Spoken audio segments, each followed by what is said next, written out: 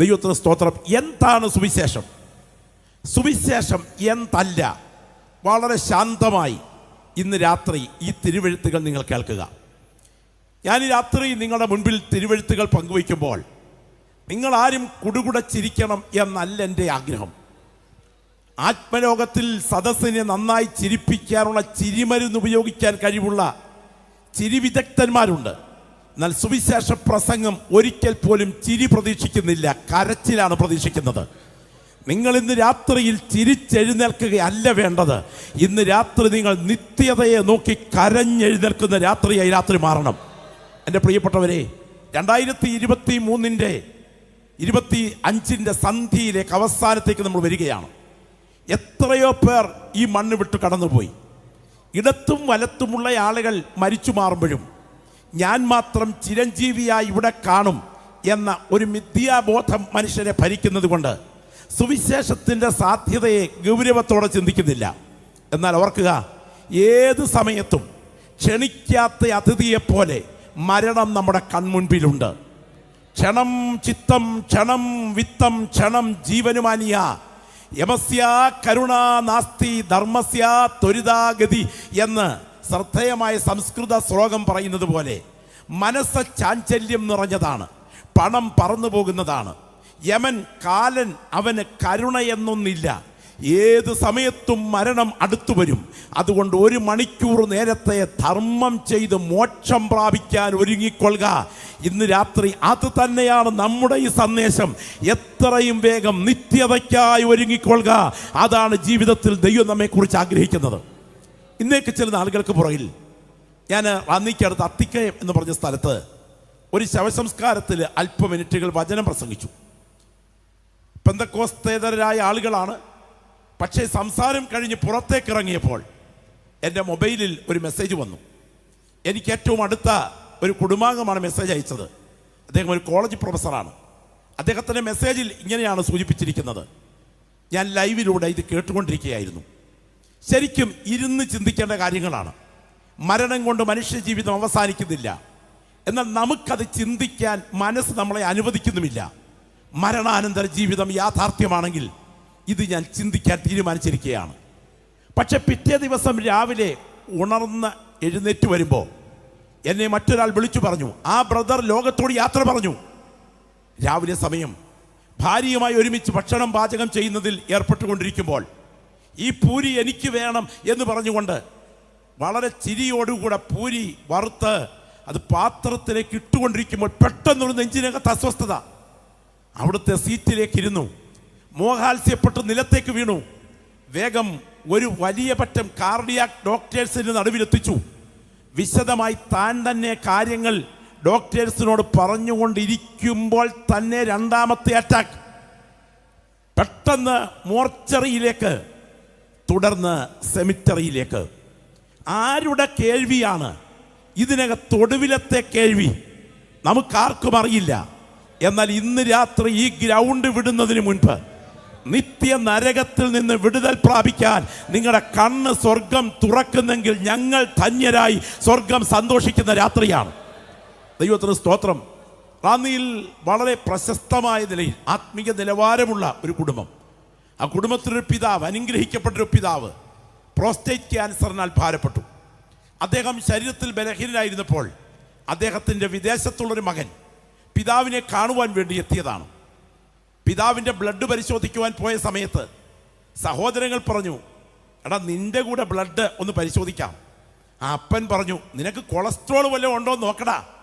വെറുതെ മകനെ കൂടെ കൊണ്ടുപോയി ഈ വിഷയത്തിനിടയിൽ വെറുതെ ഒന്ന് പരിശോധിക്കാമെന്ന് കരുതിയതാണ്. ഓർക്കുക, മകൻ എന്തിനാണ് വന്നതെന്നറിയാമോ? അതുവരെ ഹോസ്പിറ്റൽ കണ്ടിട്ടില്ലാത്ത, ഒരു പ്രധാന ട്രീറ്റ്മെൻറ്റിനും പോയിട്ടില്ലാത്ത ആ പ്രിയപ്പെട്ടവൻ വന്നത് മരിക്കുന്നതിന് മുൻപ് അപ്പനെ ഒന്ന് കണ്ട് അടുത്തിരുന്ന് സ്നേഹപൂർവ്വം കുറച്ച് മണിക്കൂറുകൾ പിന്നെ സംസാരിച്ച് പിന്നെ ശവസംസ്കാരത്തിന് വരത്തക്ക വിധത്തിൽ ഒരു ഇടവേളയ്ക്ക് വേണ്ടി അപ്പനുമായി അടുത്തൊന്ന് പെരുമാറാൻ വന്നതാ, സംസാരിക്കാൻ വന്നതാ. എന്തായാലും ആ ബ്ലഡ് ടെസ്റ്റിൽ ഒരു റിസൾട്ട് വന്നു. Hbയുടെ അളവ് കുത്തനെ താണു നിൽക്കുന്നു. എന്തിന്? അടുത്തത് എത്രയും വേഗം എതുവഴിയാണ് ബ്ലഡ് നഷ്ടപ്പെടുന്നത് എന്നറിയത്തക്ക വിധം വയറിൻ്റെ ഒരു സ്കാനിങ് എടുക്കണം എന്ന് ഡോക്ടേഴ്സ് നിർദ്ദേശിച്ചതനുസരിച്ച് ഉദരത്തിൻ്റെ സ്കാനിങ് എടുത്തപ്പോൾ ക്യാൻസർ അത് 4-ാം തരം കഴിഞ്ഞ് ആ ഭീകരമായ ക്യാൻസർ ശരീരത്തെ മുഴുവൻ തകർത്ത് വയറിൻ്റെ ഭാഗത്ത് മുഴകൾ നിറഞ്ഞു നിൽക്കുകയാണ്. അടുത്ത ചില ദിവസങ്ങൾക്കുള്ളിൽ ആ ചെറുപ്പക്കാരൻ അപ്പൻ മരിക്കുന്നതിന് മുൻപ് ലോകത്തോട് യാത്ര പറഞ്ഞു. അപ്പനെ കണ്ട് അല്പസമയം ഒരുമിച്ചിരുന്നൊന്ന് ചിലവഴിച്ചതിന് ശേഷം ഇനിയും ശവസംസ്കാരത്തിന് വരാൻ പറ്റുമല്ലോ എന്ന് പറഞ്ഞു വന്ന മകനാണ്. പക്ഷേ ഒരു കാര്യം ഓർക്കുക, അവൻ്റെ ദേഹത്ത്, ആ പ്രിയ പൈതലിൻ്റെ ദേഹത്ത് അപ്പൻ്റെ മരണത്തിന് മുൻപ് പോകത്തക്ക വിധത്തുള്ള ബലഹീനത ഒളിഞ്ഞു കിടന്നു. ഈ ദൂത് ഇന്ന് രാത്രിയിൽ കേട്ടുകൊണ്ടിരിക്കുമ്പോൾ ആരാണ് അടുത്തത് ആർക്കും അറിയില്ല. എന്നാൽ ഈ രാത്രിയിലെ വ്യക്തികളോട് ദൈവാത്മാവ് ഇടപെടുന്നു. അർഹിക്കുന്ന ഗൗരവത്തോടെ സുവിശേഷം കേൾക്കാൻ നമ്മുടെ കണ്ണ് തുറക്കുന്ന രാത്രിയായി ഇന്ന് രാത്രി തീരട്ടെ എന്ന് ഞാൻ ആത്മാവിൽ പ്രാർത്ഥിക്കുകയാണ്. നമുക്കുള്ളൊരു പ്രധാനപ്പെട്ട പ്രശ്നം, നമുക്ക് നെഗറ്റീവായ കാര്യങ്ങൾ ചിന്തിക്കാൻ നമ്മുടെ മനസ്സ് നമ്മളെ അനുവദിക്കുന്നില്ല എന്നതാണ്. അത് തലച്ചോറിൻ്റെ ഒരു കെമിസ്ട്രിയാണ്. നമുക്കറിയാം, നെഗറ്റീവായ കാര്യങ്ങൾ തലച്ചോർ ബോധപൂർവം ഒഴിവാക്കും. അതുകൊണ്ട് തന്നെ മരണാനന്തര ജീവിതം, നിത്യത, ഇവയെക്കുറിച്ച് ചിന്തിക്കാൻ ബോധപൂർവം ആഗ്രഹിക്കാറില്ല. ഭാരത മതചിന്തകളിൽ ഒരു പ്രധാനപ്പെട്ട ചിന്തയാണ്, ദൈവത്തിന് സ്തോത്രം, ഒരു വനവാസ രംഗത്ത് സഹോദരങ്ങളെ മറ്റൊരാൾ വെള്ളത്തിന് പറഞ്ഞു വിട്ട രംഗം. വെള്ളത്തിന് വേണ്ടി ആ കൊടിയ വരൾച്ചയുടെ സമയത്ത് സ്തോത്രം പറഞ്ഞു വിടുകയാണ് യുധിഷ്ഠിരൻ.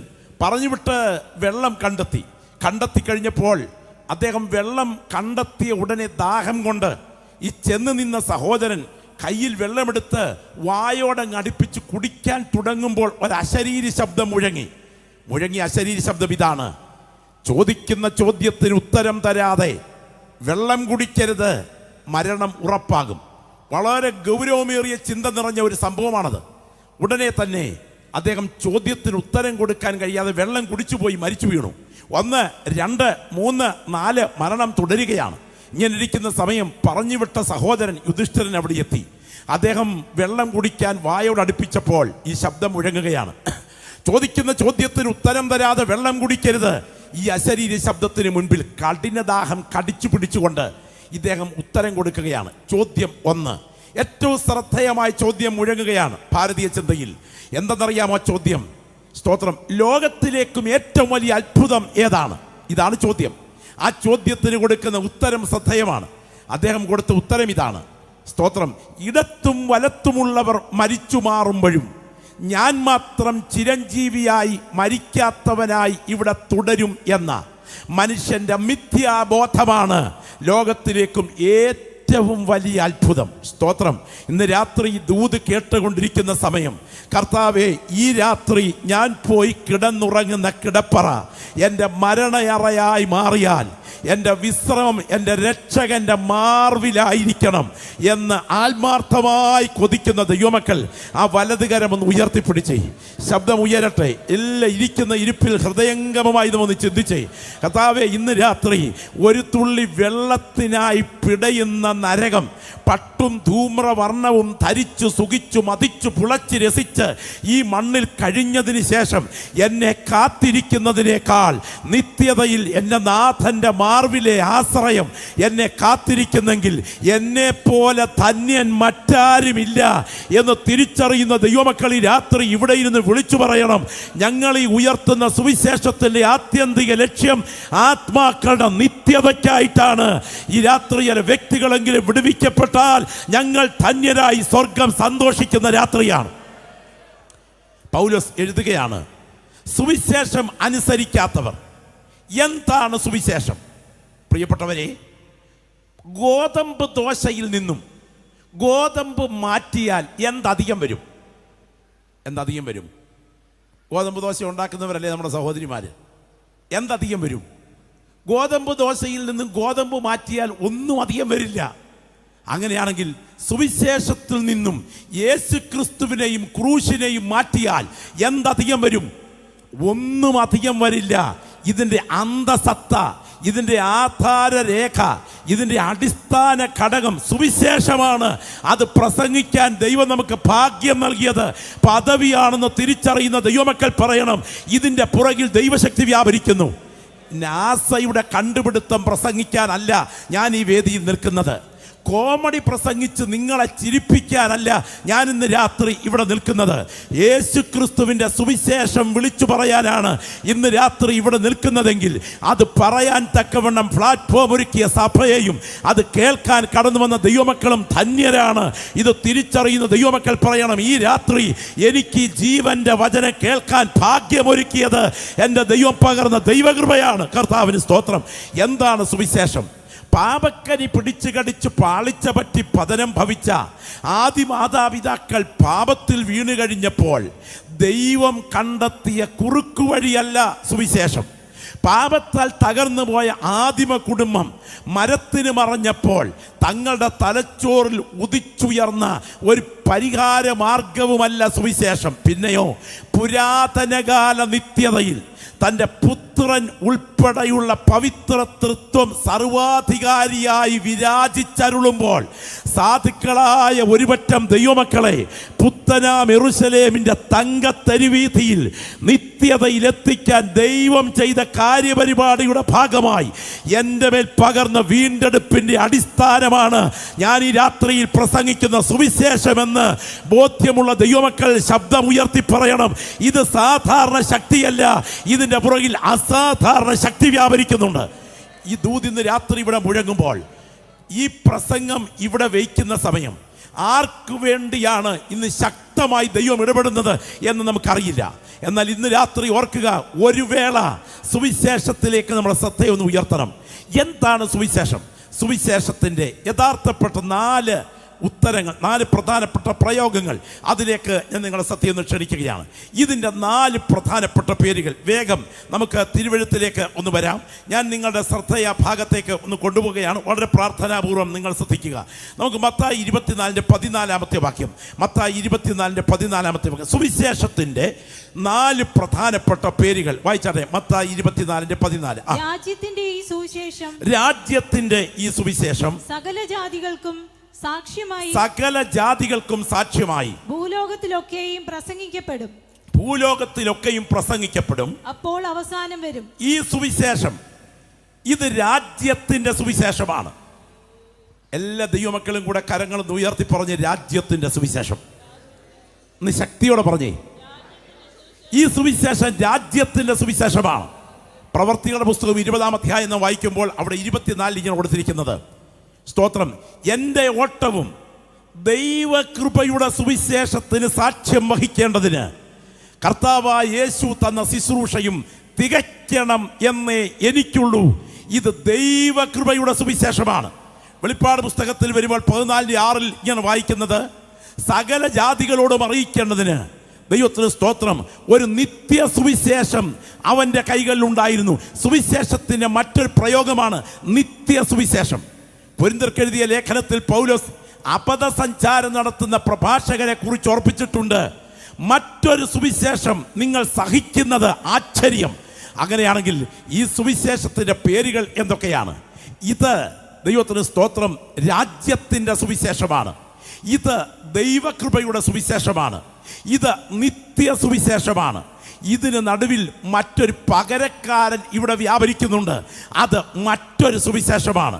കൃപയാൽ കറതീർന്ന സുവിശേഷം കേൾക്കാൻ ദൈവം എനിക്ക് ഭാഗ്യം നൽകി തന്നത് എൻ്റെ പദവിയാണെന്ന് വിശ്വസിക്കുന്ന ദൈവമക്കൾ കരമുയർത്തി പറയണം, ഈ സുവിശേഷത്തിൻ്റെ യഥാർത്ഥ അന്തസത്ത ഗ്രഹിക്കാൻ എൻ്റെ ദൈവം എൻ്റെ കണ്ണ് തുറന്നത് ഭാഗ്യമാണ്.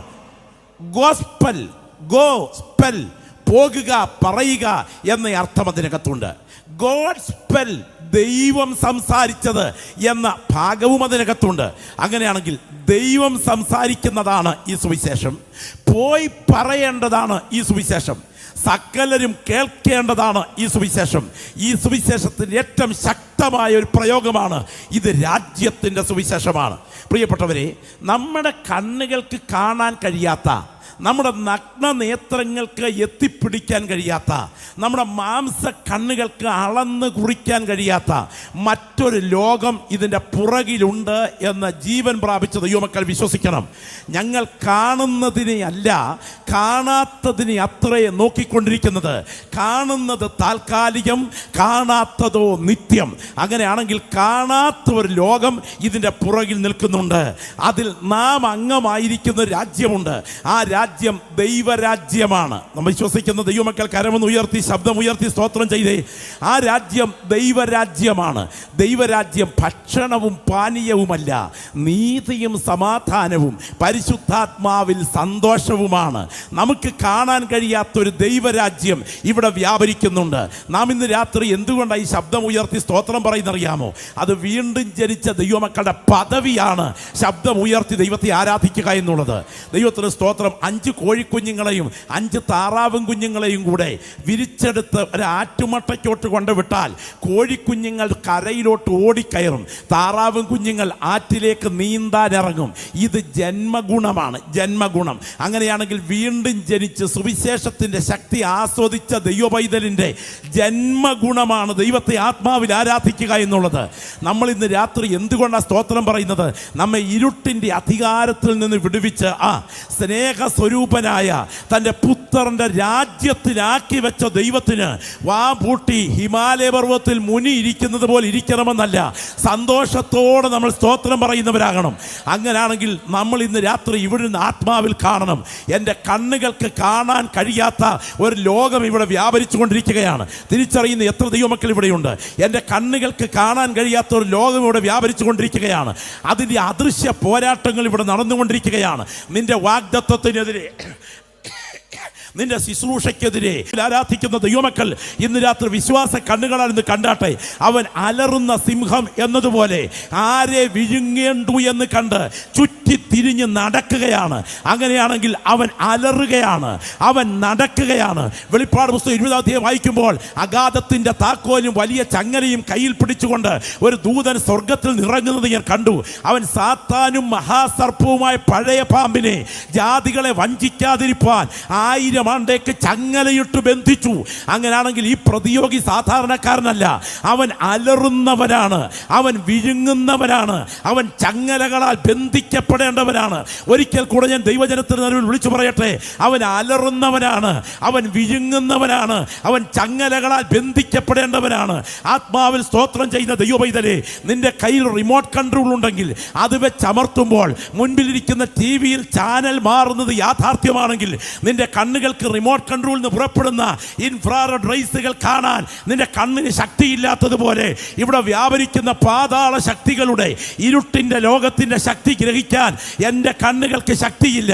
എന്നാൽ ഒരു കാര്യം എനിക്കറിയാം, പൈശാചിക ശക്തികൾ ബന്ധിച്ച് നിത്യ നരകത്തിലേക്ക് ആത്മാക്കളെ വലിച്ചിഴയ്ക്കുമ്പോൾ അവറ്റകളുടെ തടവ് വെട്ടി അവിടെ നിന്ന് ഒരുപറ്റം ആളുകളെ പറുദീസയിലേക്ക് വലിച്ചെടുക്കാൻ ഇവിടെ പോരാടുന്ന ഒരു ശക്തിയുണ്ട്.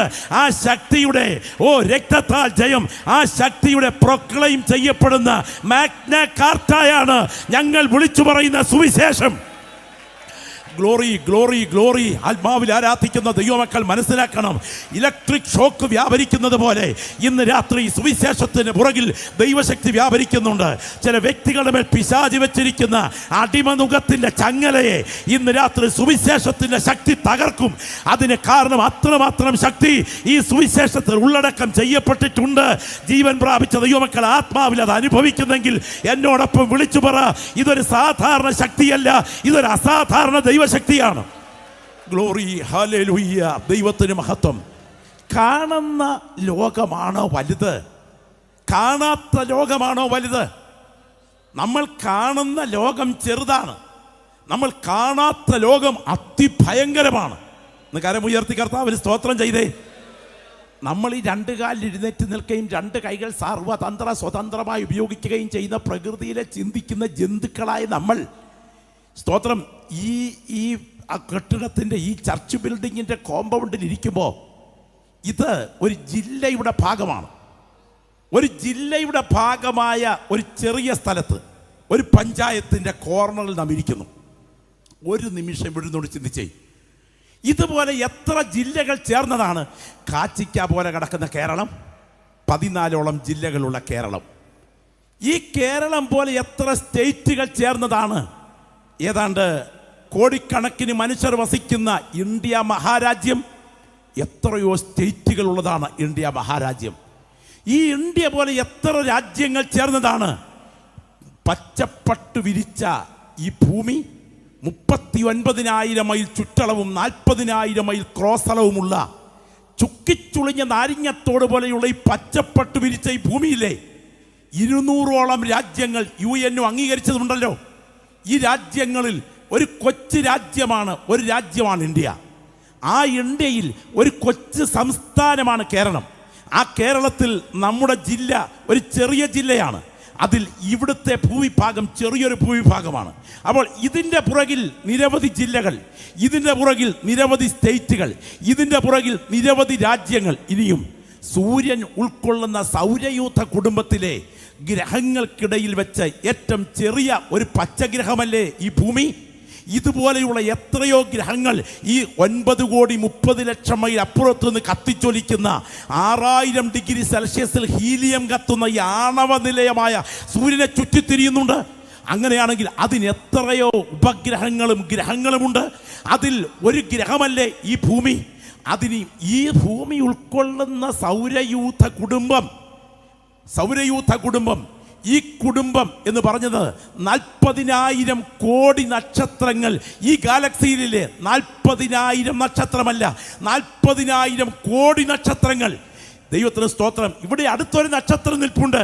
അതിനെക്കുറിച്ച് ശാസ്ത്രം പറയുന്നത് സൂര്യൻ മുതൽ നെപ്റ്റ്യൂൺ വരെയുള്ള സകല ഗ്രഹങ്ങളെയും താരാപഥങ്ങളോടെ എടുത്ത് വയറ്റിലോട്ട് വെച്ച് കൊടുത്താൽ ഉദരത്തിലൂടെ ഭ്രമണപഥം തീർക്കത്തക്ക ബാഹ്യ വലിപ്പമുള്ള ഒരു നക്ഷത്രമാണ് ഇവിടെ അടുത്തു നിൽക്കുന്ന ഒരു നക്ഷത്രം.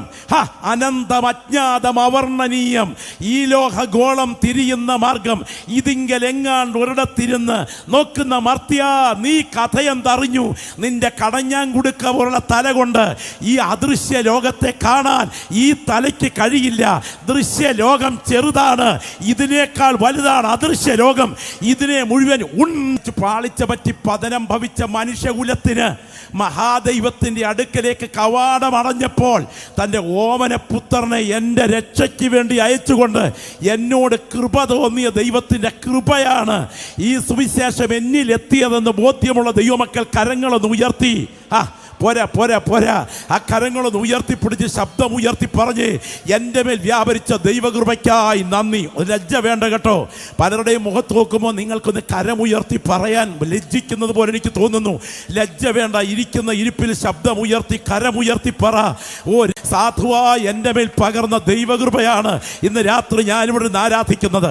ഇസഹാക്കിൻ്റെ അന്ധതയുടെ പുറകിലൊരു കരം ചലിച്ചെങ്കിൽ, എസ്തേറിൻ്റെ അനാഥത്വത്തിൻ്റെ പുറകിലൊരു കരം ചലിച്ചെങ്കിൽ, രൂത്തിൻ്റെ കുടുംബ തകർച്ചയുടെ പുറകിലൊരു കരം ചലിച്ചെങ്കിൽ, നവോമിയുടെ കയ്പിന്റെ പുറകിലൊരു കരം ചലിച്ചെങ്കിൽ, ഈ സാധുവായ എന്നെ പറുദീസയ്ക്ക് അർഹനാക്കി മാറ്റാൻ എൻ്റെ മേൽ പകർന്നത് എൻ്റെ തറവാടിൻ്റെ മഹത്വമല്ല, എൻ്റെ ജീനിൻ്റെ കഴിവല്ല, എന്നോട് പകർന്ന ദൈവകൃപയുടെ ഭാഗമാണ്. ഇവിടെ ഇരുന്നു കൊണ്ട് നിങ്ങളുടെ മുറിക്കകത്തിരുന്നു കൊണ്ട് ഒരു റെയിൽവേ ടിക്കറ്റ് കൊല്ലത്ത് നിന്നും ഡൽഹിക്ക് ബുക്ക് ചെയ്താൽ അടുത്ത ദിവസം ആ ദിവസം പ്ലാറ്റ്ഫോമിൽ ചെല്ലുമ്പോൾ വന്നു കിടക്കുന്ന ട്രെയിനിൻ്റെ സീറ്റിലോട്ട് കയറിയിരിക്കുമ്പോൾ അത് അവിടെ മുതൽ ഡൽഹി വരെ നിങ്ങൾക്ക് വേണ്ടി മാത്രം മാറ്റിയിട്ടതുപോലെ ഈ ഭൂമിയിൽ നിങ്ങളുടെ ജനനത്തിനും നിത്യതയ്ക്കുമിടയിൽ സാത്താൻ ഒരുക്കിയ സകല തടസ്സവാദങ്ങളെയും തകർത്ത് നിങ്ങളെ പറുദീസയിൽ എത്തിക്കേണ്ടതിന് നിങ്ങളുടെ മേൽ വീണ തെരഞ്ഞെടുപ്പ് ഓർത്താൽ ഇന്ന് രാത്രി ഇരിക്കുന്ന ഇരിപ്പിൽ ശബ്ദം ഉയർത്തി പറയണം, ഇതെന്റെ കഴിവല്ല, എന്നോടുള്ള ദൈവത്തിന്റെ കൃപയാണ്. അതുകൊണ്ട് ഈ രാത്രി വിളിച്ചു പറ, ഇത് സാധാരണ സുവിശേഷമല്ല, ഇത് ദൈവകൃപയുടെ സുവിശേഷമാണ്. Glory glory glory. ദൈവത്തിന് മഹത്വം, ദൈവത്തിന് മഹത്വം. രക്തത്താൽ ചെയ്യാം. എത്ര പേർക്ക് ഇത് കണ്ടെത്താൻ ഭാഗ്യം കിട്ടാതെ പോയി പ്രിയപ്പെട്ടവരെ. ഒരിക്കൽ ഒരു മോള്, ഒരു ദൈവദാസന്റെ മകൾ വീട്ടിൽ നിന്ന് ഇറങ്ങിയപ്പോൾ പപ്പായോട് പറഞ്ഞു, പപ്പ എനിക്കൊരു ട്രാക്റ്റ് വേണം. എന്തിനാ മോളെ നിനക്ക് ട്രാക്റ്റ്? എനിക്ക് ഒരാൾക്ക് കൊടുക്കാനാ. ഈ കുഞ്ഞ് ട്രാക്റ്റുമായി നേരെ സ്കൂളിൽ പോയി. ആർക്കും കൊടുക്കാൻ പറ്റിയില്ല. വന്ന് ബസ് സ്റ്റോപ്പിൽ തിരിച്ച് വീട്ടിലോട്ട് ഉള്ള വഴിയിൽ നടക്കുമ്പോഴാണ് ഓർത്തേ, ആർക്കും ട്രാക്റ്റ് കൊടുക്കാൻ പറ്റിയില്ലല്ലോ. പെട്ടെന്ന് ബാഗിനകത്തുനിന്ന് ട്രാക്റ്റ് എടുത്തു. നോക്കിയപ്പോൾ തൊട്ട് താഴെ ഒലിപ്പ് തോടിൻ്റെ അവിടെ ഒരു അച്ചായൻ പശുവിനെ കുളിപ്പിച്ചുകൊണ്ട് കയറെ പിടിച്ചുകൊണ്ട് നിൽക്കുന്നു. ഓടിക്കൊണ്ട് അങ്ങോട്ട് കൊടുത്തിട്ട് പറഞ്ഞു, ചേട്ടാ ഇത് വായിക്കണം കേട്ടോ. ഇദ്ദേഹം അങ്ങോട്ട് വാങ്ങിച്ച് തലക്കെട്ടിലൂടെ കണ്ണോടിച്ചപ്പോൾ യേശുവെന്നും നിത്യതയെന്നും സുവിശേഷമെന്നും കണ്ടിട്ട് കലിപൂണ്ട് ചുരുട്ടിക്കൂട്ടി വെള്ളത്തിലോട്ട് എറിഞ്ഞിട്ട് പറഞ്ഞു, നിന്റെ അപ്പനെ പോലെ നീയും മതപരിവർത്തനത്തിന് ഇറങ്ങിയിരിക്കുക അല്ലേ? പരിഹസിച്ചു വിട്ടു. ആ കുഞ്ഞ് ഒരു ചെറിയ ചിരിയോട് ഓടിപ്പോരുകയും ചെയ്തു. പക്ഷേ അന്ന് വൈകിട്ട് ഇദ്ദേഹം തിരിച്ച് വീട്ടിൽ ചെന്നില്ല. സ്തോത്രം. അന്വേഷിച്ചിറങ്ങിയ നാട്ടുകാർ താഴോട്ട് ഒലിപ്പുതോട് ഒഴുകിയിറങ്ങുന്ന ഇടത്തെ ആറ്റുകടവിൽ ഇദ്ദേഹത്തിൻ്റെ ഡെഡ് ബോഡി കണ്ടുപിടിച്ചു. ഇദ്ദേഹത്തിൻ്റെ മരണരംഗം ഒന്നും പറയാൻ ഞാൻ വരികയല്ല. പക്ഷേ മരണകാരണം മറ്റൊന്നുമല്ല. ഫിക്സ് രോഗിയായി ഇദ്ദേഹം അതെ പശുവിനെ കുളിപ്പിച്ചുകൊണ്ടിരിക്കുമ്പോൾ ഫിക്സ് രോഗം വന്ന് വെള്ളത്തിൽ വീണ് മരിച്ചതാണെന്ന് പോസ്റ്റ്മോർട്ടം റിപ്പോർട്ട്. എന്നാൽ ഞാൻ പറയട്ടെ, ആ കുഞ്ഞിനെ ഈ ട്രാക്ട് കൊണ്ട് പോകാൻ പ്രേരിപ്പിച്ച ശക്തി ഏതാ? അതാർക്കും കൊടുക്കാതെ അത് ആ ജംഗ്ഷനിൽ വന്ന് ഇറങ്ങിയപ്പോൾ തോന്നിപ്പിച്ച ശക്തി ഏതാ? അത് കയ്യിലെടുത്തപ്പോൾ ഈ പശുവിനെ കുളിപ്പിച്ചുകൊണ്ടിരിക്കുന്ന അച്ചായൻ്റെ അടുക്കൽ കൊണ്ട് നീട്ടാൻ ആ നിഷ്കളങ്ക കുഞ്ഞിൻ്റെ ഉള്ളിൽ പ്രേരണ കൊടുത്ത ശക്തി ഏതാ? മരണത്തിൻ്റെ പിടി മുറുകുന്നതിന് മുൻപ് നിത്യതയ്ക്കായി വിടുവിച്ചെടുക്കാൻ അവൻ്റെ പുറകിൽ വ്യാപരിച്ച ദൈവശക്തിയാണ് അതിൻ്റെ പുറകിൽ ചലിച്ചതെങ്കിൽ അതേ ദൈവശക്തിയാണ് ഇന്ന് രാത്രി ഈ ഗ്രൗണ്ടിലും ചലിച്ചുകൊണ്ടിരിക്കുന്നത്. ചില പ്രിയപ്പെട്ടവരുടെ മേൽ മരണദൂതൻ്റെ തണുത്ത കരങ്ങളുടെ പിടി വീഴുന്നതിന് മുൻപ് ആത്മാവിൽ സ്തോത്രം ചെയ്യുന്ന ദൈവമക്കൾ ശക്തമായി ആത്മാവിൽ പ്രാർത്ഥിച്ചു തുടങ്ങട്ടെ. ചില മുഖങ്ങളെ മരണദൂതൻ തലോടുന്നതിന് മുൻപ്, ചില മുഖങ്ങൾ മൂടുന്നതിന് മുൻപ് നിന്റെ കണ്ണുകൾ നിത്യതയ്ക്കായി തുറക്കപ്പെടേണ്ടതിന് നിന്നെ തേടി വന്ന ദൈവകൃപയാണ് ഈ രാത്രി ഇവിടെ മുഴങ്ങുന്നതെങ്കിൽ ഇത് സാധാരണ ശക്തിയല്ല, ഇത് ദൈവകൃപയുടെ സുവിശേഷമാണ്. വിടുതൽ പ്രാപിച്ച ദൈവമക്കൾ സ്വന്തം അനുഭവം ഓർത്ത് ഇന്ന് രാത്രി ഇരിക്കുന്ന ഇരിപ്പിൽ സ്തോത്രം ചെയ്ത് ആരാധിക്കട്ടെ. ദൈവത്തിന് മഹത്വം. വിടുതൽ പ്രാപിച്ച ദൈവമക്കൾ, എൻ്റെ മേൽ പകർന്ന ദൈവകൃപ, എൻ്റെ മേൽ പകർന്ന ദൈവകൃപ, എൻ്റെ മേൽ അനർത്ഥങ്ങൾ ചിലത് ജീവന് നേരെ വന്നില്ലേ, അത് ശത്രുവിൻ്റെ കൈകളിൽ നീ പെട്ടുപോകാതെ ആരോഗ്യത്തോടെ ഇന്ന് രാത്രി ഇവിടെ ഇരുത്തിയിരിക്കുന്നത് നിന്റെ മേൽ വ്യാപരിക്കുന്ന ദൈവകൃപയാണ് എന്ന് തിരിച്ചറിയാൻ കഴിയുന്നെങ്കിൽ അനുഭവിച്ച ദൈവമക്കൾ വിളിച്ചു പറയണം, എൻ്റെ കഴിവ് കൊണ്ടല്ലിത്, എൻ്റെ കഴിവ് കൊണ്ടല്ലിത്, കൃപയാൽ കൃപയാൽ എൻ്റെ മേൽ അനർഹമായ സ്ഥാനത്ത് പകർന്ന ആനുകൂല്യം കൊണ്ടാണ് ഞാൻ ദൈവകൃപയിൽ എത്തിച്ചേർന്നത്. ഈ സുവിശേഷത്തിൻ്റെ പേര് ദൈവകൃപയുടെ സുവിശേഷമാണ്. ഇനി മാത്രമല്ല, ഈ സുവിശേഷത്തിന് വെളിപ്പാട് പുസ്തകം കൊടുക്കുന്ന പ്രയോഗമുണ്ട്. ഇത് നിത്യ സുവിശേഷമാണ്. ഇന്ന് കരമുയർത്തി പറഞ്ഞേ, ഇത് നിത്യ സുവിശേഷമാണ്. ശബ്ദമൊന്ന് ഉയർത്തി പറഞ്ഞേ, എന്ത് സുവിശേഷമാണ്? നിത്യ സുവിശേഷം.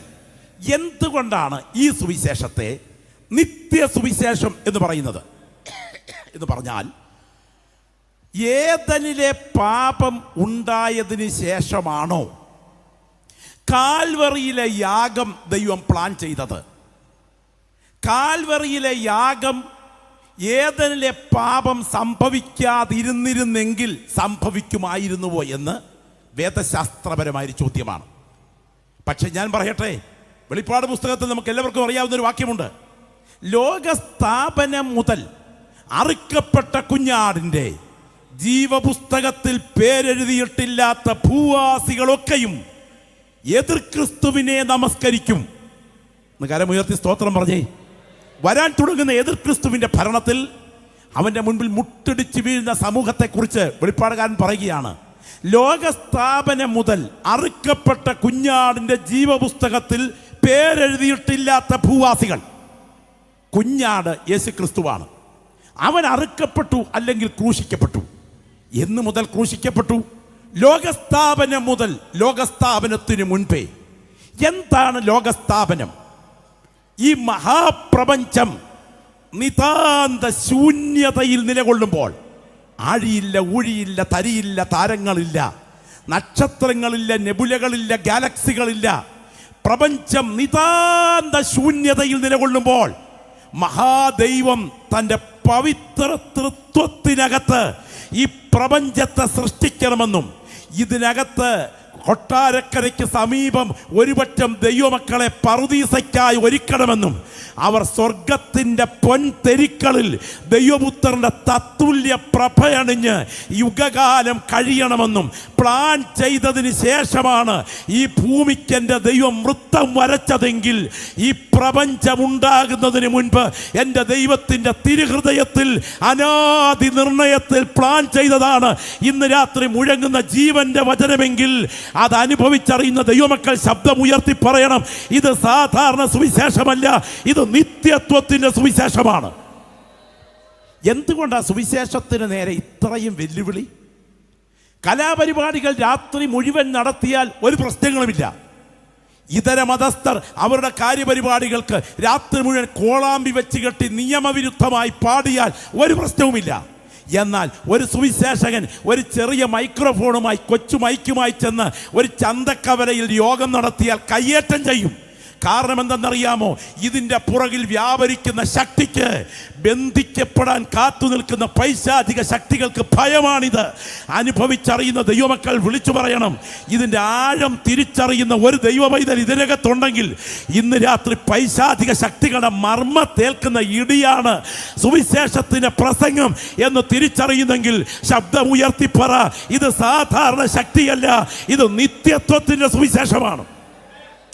അക്കാലാതീതതയിൽ നിന്ന് കാലിത്തൊഴുത്തിലൂടെ കന്യകയുടെ ഉദരത്തിൽ ഉരുത്തിരിഞ്ഞ് ഈ ലോകത്തിലേക്ക് കാലൂന്നി കയറി വന്ന് പാപകളങ്കങ്ങൾ തെല്ലുമേശാതെ ഈ മണ്ണിൽ കറതീർന്ന പവിത്ര ജീവിതം നയിച്ച് ഇങ്ങനെ സകല നീതിയും നിവർത്തിക്കുന്നത് നമുക്കുചിതമെന്ന് പറഞ്ഞുകൊണ്ട് യോഹന്നാന്റെ കൈക്കീഴിൽ നിമജ്ജന സ്നാനം സ്വീകരിച്ച് രോഗികളെ സൗഖ്യമാക്കി മരിച്ചവരെ ഉയർപ്പിച്ച് അത്ഭുതങ്ങൾ ചെയ്ത് നാടെങ്ങും സഞ്ചരിച്ച് 33.5 തിരുവയസ്സെങ്കിൽ പാപശാപ കാലുഷ്യങ്ങൾ നമ്മുടേത് ഏറ്റുവാങ്ങിക്കൊണ്ട് കാൽവറിയിൽ കള്ളന്മാരുടെ മധ്യത്തിൽ കാരിലും പാണികളിൽ തൂങ്ങി മരിച്ച് കുലയ്ക്ക് കൊടുത്ത മരണത്തിനും കനത്ത കാവൽ ശക്തിക്കും വിധേയനായി കല്ലുകൊണ്ടുണ്ടാക്കിയ കല്ലറയിൽ ശവസംസ്കരിക്കപ്പെട്ടിട്ടും കല്ലറയെ ഭേദിച്ച് കാവൽപ്പടയാളികളുടെ കാൽമുട്ടുകളെ വിറകൊള്ളിച്ച് ഒരിക്കലും മരിക്കാൻ കഴിയാത്ത മഹത്വ ശരീരത്തിൽ മരണത്തെ ജയിച്ചുയർത്തെഴുന്നേറ്റ് ആണിപ്പാടേറ്റ പൊന്നു കരങ്ങൾ ഉയർത്തി വത്സല ശിഷ്യന്മാരെ ആശീർവദിച്ച് അവർ കാണുക സ്വർഗാരോഹണം ചെയ്ത് ഇത്രയും ദൈവമക്കൾ ഇവിടെ നിന്ന് സ്തോത്രം ചെയ്തുകൊണ്ടിരിക്കുമ്പോൾ പിതാവിന്റെ സന്നിധിയിൽ തൃക്കരങ്ങളം തങ്കത്തളികയിൽ പരിശുദ്ധ രക്തവുമായി മധ്യസ്ഥത അണച്ച് ഇനി എത്രയും താമസമിന ആകാശമേഘങ്ങളിൽ തന്റെ വിശുദ്ധ സഭയെ ചേർക്കാൻ മടങ്ങി വരുന്ന എൻ്റെ രക്ഷകന്റെ ജനന മരണ അടക്ക പുനരുത്ഥാനത്തിന്റെ കാര്യപരിപാടി മനുഷ്യന്റെ തലച്ചോറിൽ ഉരുത്തിരിഞ്ഞതല്ല. അത് പുരാതനകാല നിത്യതയിൽ ദൈവം പ്ലാൻ ചെയ്തതാണ്. അത് പാതാള ശക്തികൾക്ക് പ്രഹരമാണ്. അത് വീണ്ടെടുപ്പ് പ്രാപിച്ച ദൈവമക്കൾക്ക് വിജയമാണ്. അത് തിരിച്ചറിയുന്ന ദൈവമക്കൾ വിളിച്ചു പറയുന്നു, ഇത് സാധാരണ സുവിശേഷമല്ല, ഇത് നിത്യത്വത്തിന്റെ സുവിശേഷമാണ്. കരമുയർത്തി കർത്താവിന് മഹത്വം അർപ്പിക്കാമോ? ഇത്ര വലിയ സുവിശേഷം, സ്തോത്രം. ഈ സുവിശേഷം ഒരു സാധാരണ വസ്തുതയല്ല, ഇത് അസാധാരണ ദൈവശക്തിയാണ്. ഇത് അനുഭവിച്ചറിയാൻ ഭാഗ്യം കിട്ടുക എന്ന് പറയുന്നത് ജീവിതത്തിൻ്റെ ഭാഗ്യമാണ്. ഇതനുസരിക്കാത്തവർക്ക് എന്താണ് വെച്ചിരിക്കുന്നത്? പ്രിയപ്പെട്ട ആ വേദഭാഗം ഒന്ന് പ്രത്യേകം ശ്രദ്ധിക്കണം. നമുക്ക് തെസ്സലോനിക്കർക്ക് എഴുതിയ 2-ാം ലേഖനം 1-ാം അധ്യായത്തിൻ്റെ 10-ാമത്തെ വാക്യത്തിൽ ഇങ്ങനെ എഴുതിയിരിക്കുന്നത്, സുവിശേഷം അനുസരിക്കാത്തവർ കർത്താവിൻ്റെ സന്നിധാനവും അവൻ്റെ വല്ലഭത്വത്തോടുകൂടിയ മഹത്വവും വിട്ടകന്ന് നിത്യനാശം എന്ന ശിക്ഷാവിധി അനുഭവിക്കും. എല്ലാവരും കൂടെ ചേർന്ന് ഒന്ന് കരങ്ങൾ ഉയർത്തി പറയാമോ? എല്ലാവരും കൂടെ ചേർന്ന് കരമൊന്ന് ഉയർത്തി പറയാമോ? നിത്യനാശം എന്ന ശിക്ഷാവിധി. ദൈവമേ, നിൻ മുൻപിൽ ഞാൻ വരും നേരത്ത് നിൻമുഖ കാന്തിയൻ മ്ലാനത നീക്കണേ. ദൈവമേ, നിൻ മുൻപിൽ ഞാൻ വരും നേരത്ത് നിൻമുഖ കാന്തിയൻ മ്ലാനത നീക്കണേ. ഏവനും താൻ ചെയ്ത, അറിയാമോ, കർമ്മങ്ങൾ കോത്ത പോൽ ശീഘ്രമായി പ്രാപിപ്പാൻ ലോകം വിട്ടിടുന്നു. ഏവനും താൻ ചെയ്ത കർമ്മങ്ങൾ കോത്ത പോൽ ശീഘ്രമായി പ്രാപിപ്പാൻ ലോകം വിട്ടിടുന്നു. എന്താണ് ആ പാട്ടിൽ സാധു കൊച്ചുകുഞ്ഞ് ഉപദേശിച്ച് കുത്തിക്കുറിക്കുന്ന വാക്കുകൾ എന്തൊക്കെയാണെന്ന് അറിയാമോ? ദൈവത്തിന് സ്തോത്രം. ഏവനും താൻ ചെയ്ത കർമ്മങ്ങൾ കൊത്തപോൽ ശീഘ്രമായി പ്രാപിപ്പാൻ ലോകം വിട്ടിയിടുന്നു. മരണത്തോടുകൂടി മനുഷ്യൻ ചെന്നെത്തുന്ന സ്ഥലം എവിടെയാണ് എന്ന് കൃത്യമായി ദൈവത്തിൻ്റെ വചനം രേഖപ്പെടുത്തിയിരിക്കുന്നു. നിത്യതയുടെ കവാടം തുറക്കപ്പെട്ടാൽ എനിക്ക് എൻ്റെ രക്ഷകന്റെ മാർവിലെ വിശ്രമം ഉറപ്പാണ് എന്ന് ബോധ്യമുള്ള ദൈവമക്കൾ ശക്തിയോടെ, സാധാരണ ശബ്ദത്തിലല്ല, ആ ശക്തിയോടെ കരങ്ങളൊന്ന് ഉയർത്തിപ്പിടിച്ച് ഒന്ന് ശബ്ദം ഉയർത്തി സ്തോത്രം ചെയ്തേ. ആ പോരാ, ശബ്ദം ഉയർത്തി സ്തോത്രം ചെയ്തേ. ദൈവത്തിന്റെ വചനം പറയുന്ന ഗൗരവമേറിയ വാക്യം ശ്രദ്ധിക്കണം. സുവിശേഷം അനുസരിക്കാത്തവർ യേശു ക്രിസ്തുവിന്റെ കർത്താവിന്റെ സന്നിധാനവും അവന്റെ വല്ലഭത്വത്തോടുകൂടിയ മഹത്വവും വിട്ട് നിത്യനാശം എന്ന ശിക്ഷാവിധി അനുഭവിക്കും. ഞാൻ നിങ്ങളോട് ചോദിക്കുന്നു, നിത്യനാശം എന്ന ശിക്ഷാവിധി സത്യമാണോ? സ്വർഗം സത്യമാണ് എന്ന് വിശ്വസിക്കുന്നവർ കരം ഉയർത്തി സ്തോത്രം പറഞ്ഞേ. ഒന്നുകൂടെ, സ്വർഗ സത്യമാണ്. തിരിച്ച് നരകം സത്യമാണോ? നമ്മൾ അതിനെക്കുറിച്ച് കൂടുതൽ ചിന്തിക്കാറില്ല. നരകത്തെക്കുറിച്ച് പ്രസംഗിച്ചു പോയെങ്കിൽ ചില ആളുകൾ പറയുന്നു, പേടിപ്പിക്കാതെ ഭാഷ, പേടിപ്പിക്കാതെ. ഒരു സുഹൃത്ത് ഒരിക്കൽ പറഞ്ഞു, ആ ഉപദേശി നരകത്തെക്കുറിച്ച് പ്രസംഗിക്കുക അല്ലേ, ഞാൻ അവിടെ 10 ഏക്കർ വാങ്ങിച്ചിട്ടിട്ടുണ്ട്. വീഗാലാൻഡിൽ പോകുന്നത് പോലെ നരകത്തിൽ പോകുന്നതെന്നാ ചിലരുടെ ധാരണ. ഇന്ന് രാത്രി ഇവിടെ ഇരിക്കുന്ന ദൈവമക്കൾ ആഴത്തിലൊന്ന് ചിന്തിക്കണം. വേദപുസ്തക പ്രസംഗം ഭയപ്പെടുത്തുന്നതാണോ? അതെ, വേദപുസ്തക പ്രസംഗം ഭയപ്പെടുത്തുന്നതാണ്. നിങ്ങൾക്കറിയാമോ, D.L. മൂഡിയുടെ ഒരു യോഗം നടക്കുമ്പോൾ അദ്ദേഹം യോഗത്തിലിരിക്കുന്ന ആളുകളോട് ചോദിച്ചു, ദൈവസ്നേഹത്തിൻ്റെ പ്രസംഗം കേട്ട് രക്ഷിക്കപ്പെട്ട എത്ര പേരുണ്ട്? നിങ്ങൾ കരങ്ങൾ ഉയർത്താം. അവിടെ ആരും കരം ഉയർത്താനില്ലായിരുന്നു. അടുത്തത് വീണ്ടും അദ്ദേഹം ഒരു വാക്ക് ചോദിച്ചു, ദൈവകോപത്തെക്കുറിച്ചും ന്യായവിധിയെക്കുറിച്ചും മനസ്സിലാക്കിയതിന് ശേഷം അനുതാപത്തോടെ ക്രൂശിന്റെ ചുവട്ടിൽ എത്തിച്ചേർന്നവർ എത്ര പേരുണ്ട്? കരമുയർത്താം. അവിടെ 80% ആളുകളും കരമുയർത്തിയത് ദൈവകോപത്തിന്റെ ഭീകരത മനസ്സിലാക്കാൻ അവരുടെ കണ്ണ് തുറന്നത് കൊണ്ടാണ്. ഇന്ന് രാത്രി ഇത് കാണാൻ ദൈവം നമ്മുടെ കണ്ണ് തുറന്നതോർത്ത് ഇവിടെ ഇരിക്കുന്ന ദൈവമക്കൾ ശബ്ദം ഉയർത്തി പറയണം, ഈ സുവിശേഷത്തിന്റെ ഏറ്റവും വലിയ ശക്തി ഇത് അസാധാരണ ശക്തിയാണ്. പക്ഷെ നരകം മാറ്റുന്ന സുവിശേഷം സ്വീകരിച്ചില്ലെങ്കിൽ വ്യക്തികളെ കാത്തു നിൽക്കുന്നത് നിത്യനാശമെന്ന ശിക്ഷാവിധിയാണ്. പ്രിയപ്പെട്ടവരെ, നമുക്കറിയാം വേദപുസ്തകത്തിലെ ഒന്നാമത്തെ പ്രസംഗനായിരിക്കുന്ന പത്രോസ്, തിരുവെഴുത്തിൽ ആദാം മുതൽ 7-ാമനായ ഹാനോക്ക്, അദ്ദേഹത്തിൻ്റെ പ്രസംഗത്തെക്കുറിച്ച് എഴുതിയിരിക്കുന്നത് ഇങ്ങനെ, ഇതാ കർത്താവ് എല്ലാവരെയും വിധിപ്പാനും അവരഭക്തിയോടെ ചെയ്ത ഭക്തിവിരുദ്ധമായ പ്രവർത്തികൾ നിമിത്തം, ഭക്തികെട്ട പാപികൾ തന്നെ നേരെ പറഞ്ഞ നിഷ്ഠൂരങ്ങൾ നിമിത്തം, ഭക്തികെട്ട പാപികളെയൊക്കെയും ബോധം വരുത്താൻ 1000 വിശുദ്ധന്മാരോടുകൂടെ വന്നിരിക്കുന്നുവെന്ന് ആദാം മുതൽ 7-ാമനായ ഹാനോക്ക് അവരെക്കുറിച്ച് പ്രവചിച്ചു പറഞ്ഞു. അങ്ങനെയാണെങ്കിൽ കർത്താവ് വരുന്നു, എല്ലാവരെയും കൂടെ തൂത്തുവാരി സ്വർഗത്തിൽ കൊണ്ടുപോയി വലത്തുഭാഗത്തിരുത്തി നിത്യതയിലെ മൂത്ത മക്കളായി കിരീടം തലേ തന്ന് തുള്ളിക്കാനല്ല, കർത്താവ് വരുന്നു കണക്ക് തീർക്കാനാണ് എന്ന് ഈ പുസ്തകം പറയുന്നതെങ്കിൽ, കണക്ക് കൊടുക്കുമ്പോൾ എൻ്റെ കൈകൾ ബലപ്പെട്ടിരിക്കുമെന്ന് പറയാൻ പ്രാഗൽഭ്യമുള്ള ദൈവമക്കൾ ഉണ്ടെങ്കിൽ അവർ ധന്യരാണ്.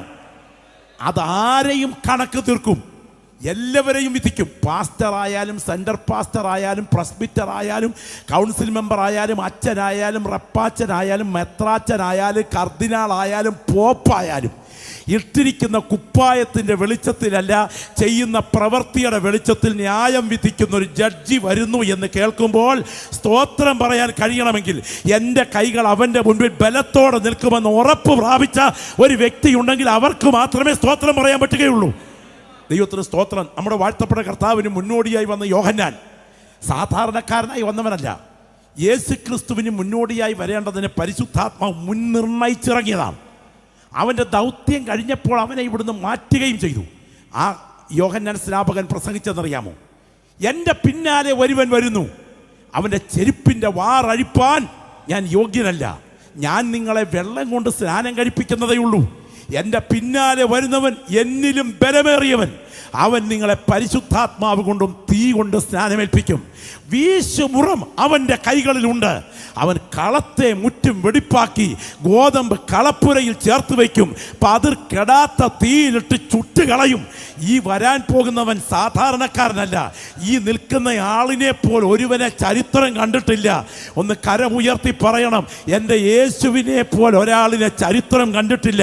ദൈവത്തിന് സ്തോത്രം. മനുഷ്യത്വത്തിൻ്റെ ജഡവേഷത്തിനുള്ളിൽ ദൈവത്വം കുടികൊണ്ടിറങ്ങിയിട്ടുള്ള ഒരുവനെ ലോകം ലോകം കണ്ടിട്ടുണ്ടെങ്കിൽ അത് ഈ രാത്രി നമ്മൾ ആരാധിക്കുന്ന നമ്മുടെ കർത്താവ് മാത്രമാണ്. മറ്റു മതനേതാക്കന്മാരെല്ലാം ദൈവത്തെ തേടി അങ്ങോട്ട് ചെന്നതാണ്. എന്നാൽ ഇന്ന് രാത്രി ഞങ്ങൾ പ്രസംഗിക്കുന്ന യേശുവിൻ്റെ മാർഗം മനുഷ്യവർഗത്തെ തേടി ദൈവം ഇങ്ങോട്ടിറങ്ങിയതാണ്. ആ മാർഗത്തിലെ ഏറ്റവും വലിയ സവിശേഷത, ദൈവമക്കൾ ചെവി തുറന്ന് കേൾക്കണം, ഇവൻ്റെ കൈകളിൽ വീശുമുറമുണ്ട് എന്ന് പറഞ്ഞാൽ ആ കതിരിൽ പതിരും മണിയും നിൽക്കുന്നത് കണ്ടില്ലേ? പതിരും മണിയും ഒരേ ജൂബായാണ് ഇട്ടിരിക്കുന്നത്.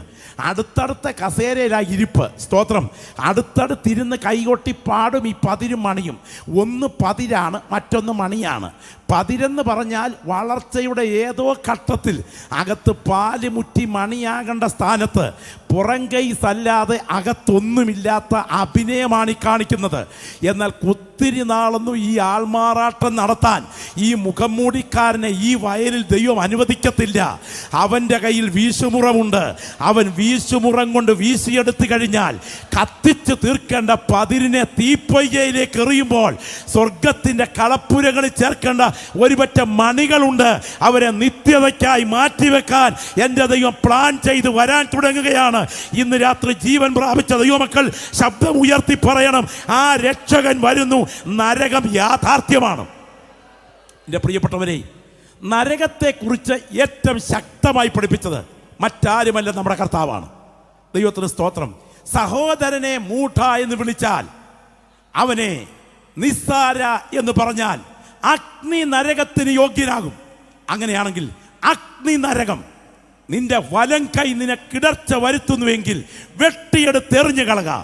രണ്ട് കൈയുള്ളവനായി നരകത്തിൽ വീഴുന്നതിനേക്കാൾ ഒറ്റക്കയ്യനായി ജീവനിൽ കടക്കുന്നത് നിനക്ക് നല്ലത്. നിന്റെ കണ്ണ് നിനക്കിടർച്ച വരുത്തുന്നുവെങ്കിൽ അതിനെ ചുഴന്നെടുത്തെറിഞ്ഞു കളക.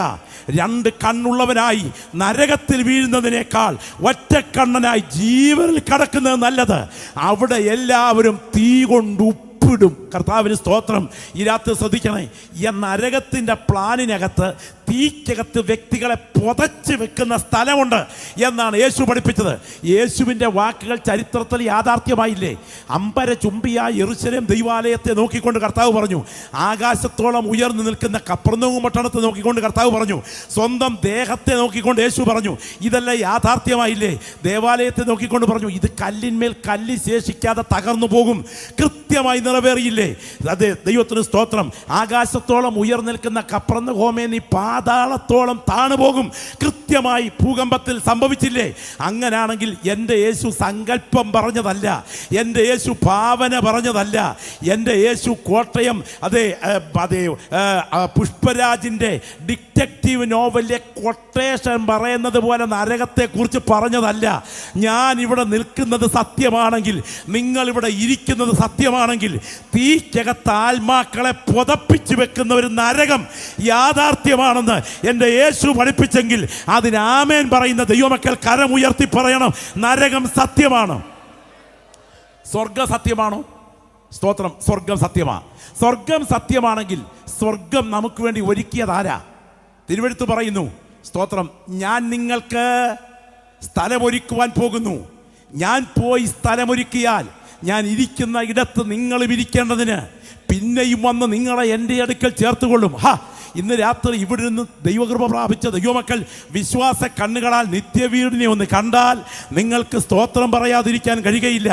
1200 നാഴിക നീളവും 1200 നാഴിക വീതിയും 1200 നാഴിക ഉയരവുമുള്ള സമചതുര ഘനവടിവമായ കുഞ്ഞാടിൻ്റെ കാന്തയായ മണവാട്ടി പാർക്കാൻ മണവാളൻ ഒരുക്കുന്ന ആ പുത്തനാം യെരൂശലേം എന്ന ആ നിത്യവീടിനെ ഈ രാത്രി ജീവൻ പ്രാപിച്ചൊരു ദൈവ പൈതൽ അവൻ ഇരിക്കുന്ന ഇരിപ്പിലിരുന്ന് ഓർത്താൽ അറിയാതിരുന്ന ദൈവത്തിന് മഹത്വമർപ്പിക്കും. ഇന്ന് രാത്രി അത് എത്തിച്ചേരുന്ന ആ ഭാഗ്യ ദിവസത്തെ വിശ്വാസ കണ്ണുകളാൽ കണ്ടിട്ട് ഇവിടെ ഇരിക്കുന്ന ദൈവമക്കളെ സ്തോത്രം പറഞ്ഞിട്ട് പറയണം, നാളെ എൻ്റെ മരണം നടന്നാൽ എത്തിച്ചേരാൻ തുടങ്ങുന്ന മഹത്വ ദിനങ്ങൾ എത്ര വലുതാണെന്ന് ഓർത്താൽ എനിക്ക് ദൈവത്തെ ആരാധിക്കാതിരിക്കാൻ കഴിയുകയില്ല. മുത്തുമയമായി വിളങ്ങും പട്ടണമാണത്, പുത്തൻ യെരൂശലേം പുരം തത്ര ശോഭിതം, വീതി സ്വച്ഛ സ്ഫടിക തുല്യ തങ്ക നിർമ്മിതമാം പട്ടണം പട്ടണം അതിൻ്റെ ഭംഗി വർണ്ണ്യമല്ലഹോ. ആത്മാവിൽ ദൈവത്തെ മഹത്വപ്പെടുന്ന ദൈവവൈതലേ, നിന്റെ മരണം കഴിഞ്ഞാൽ നിന്നെ കാത്തു നിൽക്കുന്നത് അറസ്റ്റ് ചെയ്യുന്ന പൈശാചിക ദൂതന്മാരല്ല. നിന്നെ കാത്തു നിൽക്കുന്നത് എൻ്റെ രക്ഷകന്റെ നിത്യഭവനമാണ്. അത് ഈ രാത്രി തിരിച്ചറിയുന്ന ദൈവമക്കൾ വിശ്വാസ കണ്ണാൽ ആ നിത്യ വീടിനെ കണ്ട് സ്തോത്രം ചെയ്യണം. Glory glory hallelujah. അപ്പം നമുക്കൊരു ശരീരം കാണും അല്ലേ? പർദീസയിലോട്ട് കയറുന്ന സമയത്ത് നമുക്കൊരു ശരീരം കാണും. ആ ശരീരത്തിൻ്റെ സവിശേഷത എന്തായിരിക്കും? നിങ്ങൾ ഒരു നിമിഷം ഒന്ന് ചിന്തിച്ചിട്ടുണ്ടോ? സ്തോത്രം. നാം ഈ ആയുസിൽ മാത്രം ക്രിസ്തുവിൽ പ്രത്യാശ വെച്ചിരിക്കുന്നു എങ്കിൽ സകല മനുഷ്യരിലും പറഞ്ഞു ബാക്കി അരിഷ്ടന്മാരത്രയും. സ്തോത്രം. അന്ധകാരം ബന്ധനം, പോരാട്ടം കെട്ട്, അന്ധകാരം ബന്ധനം, പോരാട്ടം കെട്ട്. ഇതിൻ്റെ എല്ലാ ഉദ്ദേശം കല്ലറയ്ക്ക് ഇപ്പുറം കൊണ്ട് നേടുന്ന നേട്ടമാണ്. എന്നാൽ കൃപ ലഭിച്ച ഒരു ദൈവവൈതൽ ഇതിനകത്തുണ്ടെങ്കിൽ നീ പ്രത്യാശ വെക്കേണ്ടത് കല്ലറയ്ക്ക് ഇപ്പുറമല്ല, നീ പ്രത്യാശ വെക്കേണ്ടത് കല്ലറയ്ക്ക് അപ്പുറമാണ്. അങ്ങനെയാണെങ്കിൽ പ്രാപിക്കാൻ തുടങ്ങുന്ന ആ മഹത്വ ശരീരത്തെ ഒന്ന് ആത്മാവിൽ കണ്ടാൽ, വിശ്വാസ കണ്ണുകൾ കൊണ്ടൊന്ന് കണ്ടാൽ അറിയാതെ ദൈവത്തെ ആരാധിച്ചു പോകും അല്ലേ? സ്തോത്രം. സാധു സുന്ദര സിംഗ് എന്ന ദൈവദാസൻ ഒരിക്കൽ ഹിമാലയ മേഖലയിൽ പ്രാർത്ഥനാ ധ്യാനത്തിലായിരുന്നപ്പോൾ അദ്ദേഹം കുറിച്ച ചില വരികളുണ്ട്. അദ്ദേഹം പറഞ്ഞു, എനിക്കൊരു അനുഭവം ഉണ്ടായി. ശരീരത്തിനകത്തുനിന്ന് തൂവൽ പോലെ ഭാരം കുറഞ്ഞ രൂപത്തിൽ ഞാൻ പുറത്തിറങ്ങി. ഞാൻ ആത്മലോകത്തിലേക്ക് പ്രവേശിച്ചു. യോഹന്നാൻ വെളിപ്പാടിൽ എന്നതുപോലെ. അദ്ദേഹം കുറിക്കുകയാണ്, എൻ്റെ കൺമുൻപിലേക്ക് തേജസ്വിയായ ഒരാൾ നടന്നടുത്ത് വന്നു. അദ്ദേഹം എന്നോട് ചോദിച്ചു, സാർ എന്നെ അറിയുമോ? പറഞ്ഞറിയത്തില്ലല്ലോ. ഇന്ന ദിവസം ഇത്രാം തീയതി ഇന്ന കുഷ്ഠരോഗാശുപത്രിയിൽ ഒരു പച്ച കവറിങ്ങിനകത്ത് ശരീരം മൂടിക്കെട്ടിയ, മൂക്കും ചെവിയും കുഷ്ഠരോഗത്താൽ മുറിഞ്ഞുപോയ ഒരു കുഷ്ഠരോഗബാധിതൻ്റെ അടുക്കലിരുന്ന് ഇദ്ദേഹം പറയുകയാണ്, ആത്മലോകത്തിൽ തേജസ്വിയായ ആൾ പറയുകയാണ്, യേശുവിൻ്റെ സുവിശേഷം പറഞ്ഞത് ഓർക്കുന്നു. ആ വ്യക്തിയാണ് ഞാൻ. ഇന്ന സമയത്ത് ആ ഹോസ്പിറ്റൽ ഞാൻ മരിച്ചു. അതോടെ ഞാൻ ഈ ആത്മലോകത്ത് കയറി. എൻ്റെ മുറിഞ്ഞുപോയ മൂക്കും എൻ്റെ ഇരുന്നുപോയ ചെവിയും തിരിച്ചു വന്ന സാർ. സ്തോത്രം. ഒന്ന് കരം ഉയർത്തി ദൈവത്തെ മഹത്വപ്പെടുത്തിക്കേ. ഇന്ന് രാത്രി ഇവിടെ നിന്ന് ദൈവത്തെ ആരാധിച്ചു കൊണ്ടിരിക്കുമ്പോൾ ജനനമെന്ന 3 അക്ഷരത്തിനും മരണമെന്ന 3 അക്ഷരത്തിനും ഇടയിൽ ജീവിതമെന്ന ഈ 3 അക്ഷരത്തിന് എത്ര നാൾ ദൈർഘ്യമുണ്ടെന്നാ നിങ്ങളുടെ ഇരിപ്പ്? ചിലരുടെയൊക്കെ മുഖത്തോട് നോക്കിയാൽ അടുത്ത കാലത്തെങ്ങും ഇവിടെ നിന്നും പോവുകയാണെന്നുള്ള മട്ടിലായിരിപ്പ് അല്ലേ? പടുക്കളെന്ന് പേരെടുത്ത പൂർവിക പ്രമാണികൾ കൊടുക്കമെന്ത് സംഭവിച്ചു കേട്ടുകേൾവിയില്ലയോ?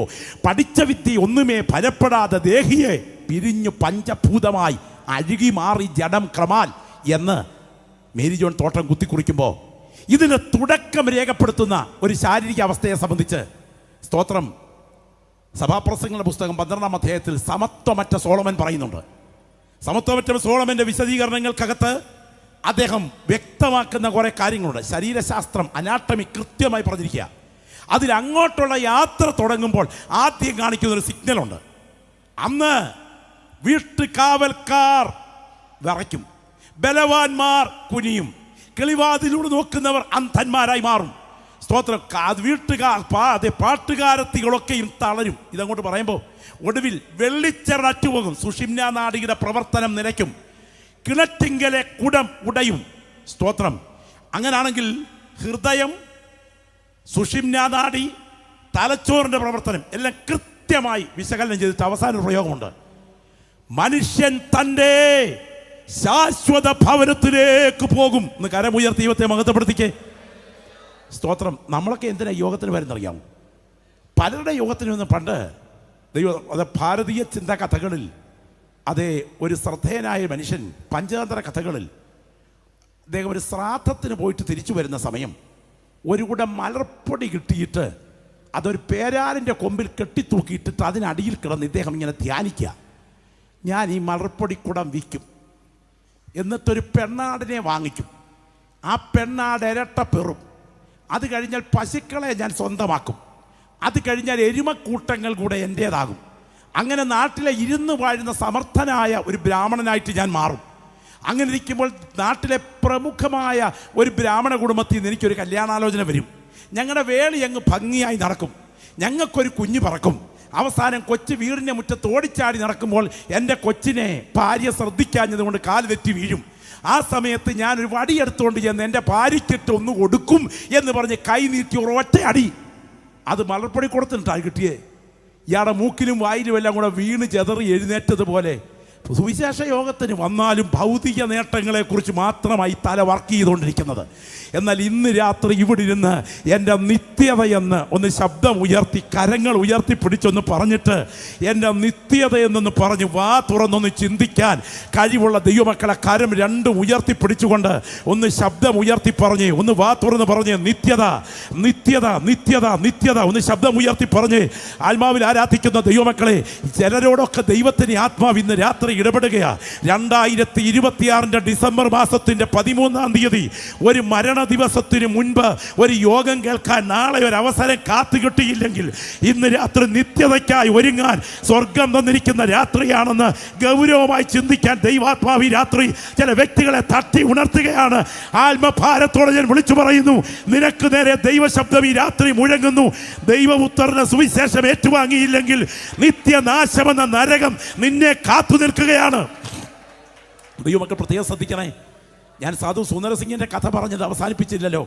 ദൈവത്തിന് സ്തോത്രം. സുന്ദരസിംഗ് ഈ ഹോസ്പിറ്റലിൽ തിരിച്ചു ചെന്നിട്ട് രജിസ്റ്റർ പരിശോധിച്ചപ്പോൾ ഞെട്ടിപ്പോയി. എന്താണെന്നറിയാമോ കാര്യം? ആത്മലോകത്തിൽ വെച്ച് ഈ വ്യക്തിത്വം തന്നോട് ഇന്ന ദിവസമാണ് കുഷ്ഠരോഗ ആശുപത്രിയിൽ വെച്ച് മരിച്ചതെന്ന് പറഞ്ഞ അതേ ഡേറ്റിലാണ് ഇദ്ദേഹത്തിൻ്റെ മരണം രജിസ്റ്ററിൽ കുറിച്ചിരിക്കുന്നത്.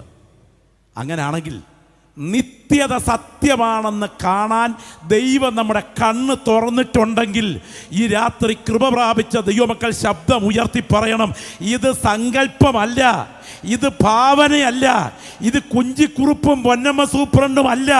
ഇത് ഞാനിവിടെ നിൽക്കുന്നത് സത്യമാണെങ്കിൽ, നിങ്ങളിവിടെ ഇരിക്കുന്നത് സത്യമാണെങ്കിൽ, ഇതുപോലെ സത്യമാണ് നിത്യത എന്ന യാഥാർത്ഥ്യം. നിങ്ങൾക്കറിയാമോ വൈക്കം മുഹമ്മദ് ബഷീറിനെ? നമ്മൾ സ്കൂളിൽ പഠിച്ചിട്ടുണ്ടല്ലോ അദ്ദേഹത്തിൻ്റെ സാഹിത്യ ഗ്രന്ഥങ്ങളെക്കുറിച്ച്. അദ്ദേഹത്തിൻ്റെ ശ്രദ്ധേയമായൊരു പുസ്തകമുണ്ട്. അത് ഭാർഗവീ നിലയം എന്നാണ് അതിൻ്റെ പേര്. ഈ ഭാർഗവീ നിലയം എഴുതാനൊരു പശ്ചാത്തലമുണ്ട്. പശ്ചാത്തലം ഇതാണ്: താൻ വാടക വീട് വില കുറഞ്ഞ രീതിയിൽ കിട്ടുമെന്ന് പ്രതീക്ഷിച്ച് ഊരി ചുറ്റി നടക്കുമ്പോൾ ഒരു വീട് കിട്ടി. ആ കിട്ടിയ വീട്ടിൽ താമസിച്ച് എഴുത്ത് തുടങ്ങി. മണ്ണെണ്ണ വിളക്കിൻ്റെ സഹായത്താലാണ് എഴുത്ത്. ഏതായാലും അപ്രതീക്ഷിതമായി മണ്ണെണ്ണ വിളക്കിനകത്തെ മണ്ണെണ്ണ അങ്ങ് തീർന്നു. ഇദ്ദേഹം തിരി താത്ത് വെച്ചിട്ട് നേരെ അങ്ങേപ്പുറത്തെ വീട്ടിലോട്ട് പോയി ചില മണ്ണെണ്ണ വാങ്ങിച്ച ഉടനെ പോയതാ. മണ്ണെണ്ണ വാങ്ങിച്ച് തിരിച്ചു വന്ന് ഈ വീട്ടിലോട്ട് കയറാൻ ശ്രമിക്കുമ്പോൾ കാണുന്ന കാഴ്ച, ഈ മേശപ്പുറത്തിരിക്കുന്ന മണ്ണെണ്ണ വിളക്ക്, തിരി താത്ത് വെച്ച മണ്ണെണ്ണ വിളക്ക് മേക്കൂര വരെ ഉയരത്തക്ക ജ്വാലയോടെ കത്തുകയാണ്. അദ്ദേഹത്തിന് വല്ലാത്ത ഭയം തോന്നി. അദ്ദേഹം നേരെ തിരിച്ചു ചെന്ന് ഈ വീട്ടുകാർ ചോദിച്ചു, ഇതിനകത്ത് അസ്വാഭാവികമായിട്ട് വല്ലതും നടന്നിട്ടുണ്ടോ ഈ വീട്ടിൽ? അപ്പോൾ ആ വീട്ടുകാർ പറഞ്ഞു, നടന്നിട്ടുണ്ട്. നിങ്ങൾക്കിത് വില കുറച്ച് കിട്ടാൻ കാരണം ഭാർഗവി എന്നൊരു സ്ത്രീ ഈ വീടിന് മുൻപിലെ കിണറ്റി ചാടി കുറച്ച് മാസങ്ങൾക്ക് പുറകിൽ ആത്മഹത്യ ചെയ്തു. അതിനുശേഷം ഈ വീട് ആൾക്കാർ വാടകയ്ക്ക് എടുക്കാതിരിക്കുകയാണ്. വാടകയ്ക്ക് എടുത്ത ആളുകൾ ഭൂതോപദ്രവം അനുഭവിച്ചു. അതുകൊണ്ട് നിങ്ങൾക്ക് വില കുറച്ച് കിട്ടിയെന്ന് ഞാൻ ചോദിക്കട്ടെ, ഇങ്ങനെ എന്തെങ്കിലും അദ്ദേഹത്തിൻ്റെ ഭാവനയിൽ യാഥാർത്ഥ്യമായി കണ്ടെത്താൻ കഴിഞ്ഞിട്ടുണ്ടോ? എൻ്റെ ഒരു സുഹൃത്ത് തൃശ്ശൂർ ഭാഗത്ത് നിന്ന് വീട്ടിലേക്ക് വരുന്ന സമയം ഇടയിൽ ബസ് കിട്ടാതെ വന്നപ്പോൾ ലോഡ്ജ് റൂം എടുത്തു. ഗാഠമായ ഉറക്കത്തിനിടയിൽ 2:30 ഒരു സ്വപ്നം. തൻ്റെ മുൻപിലുള്ള ഫാനിൽ ഒരു യുവതി കെട്ടിത്തൂങ്ങി നാക്കും പുറത്തോട്ട് തള്ളിച്ച് മരണപ്പിടച്ചലിലാണ്. സ്തോത്രം. ചാടി എണീറ്റ് ഇയാൾ മുഴുവാരം വിയർത്ത് വിറച്ച് അല്പം വെള്ളമൊക്കെ കുടിച്ച് വെളുപ്പാങ്കാലം വരെ ഇരുന്നിട്ട് പാറാവുകാരനോട് ചോദിച്ചു, ആ മുറിക്കകത്ത് അസ്വാഭാവികമായിട്ട് വല്ലതും നടന്നിട്ടുണ്ടോ? അപ്പോൾ പാറാവുകാരൻ പറഞ്ഞുകൊണ്ട് 2 മാസം മുമ്പ് ആ മുറിക്കകത്ത് ഒരു സ്ത്രീ ഫാനിൽ കെട്ടി ആത്മഹത്യ ചെയ്തതാണ്. അതിനുശേഷം അവിടം അടച്ചിട്ടിരിക്കുകയായിരുന്നു. കഴിഞ്ഞ ആഴ്ച തുറന്നു കൊടുത്തത്.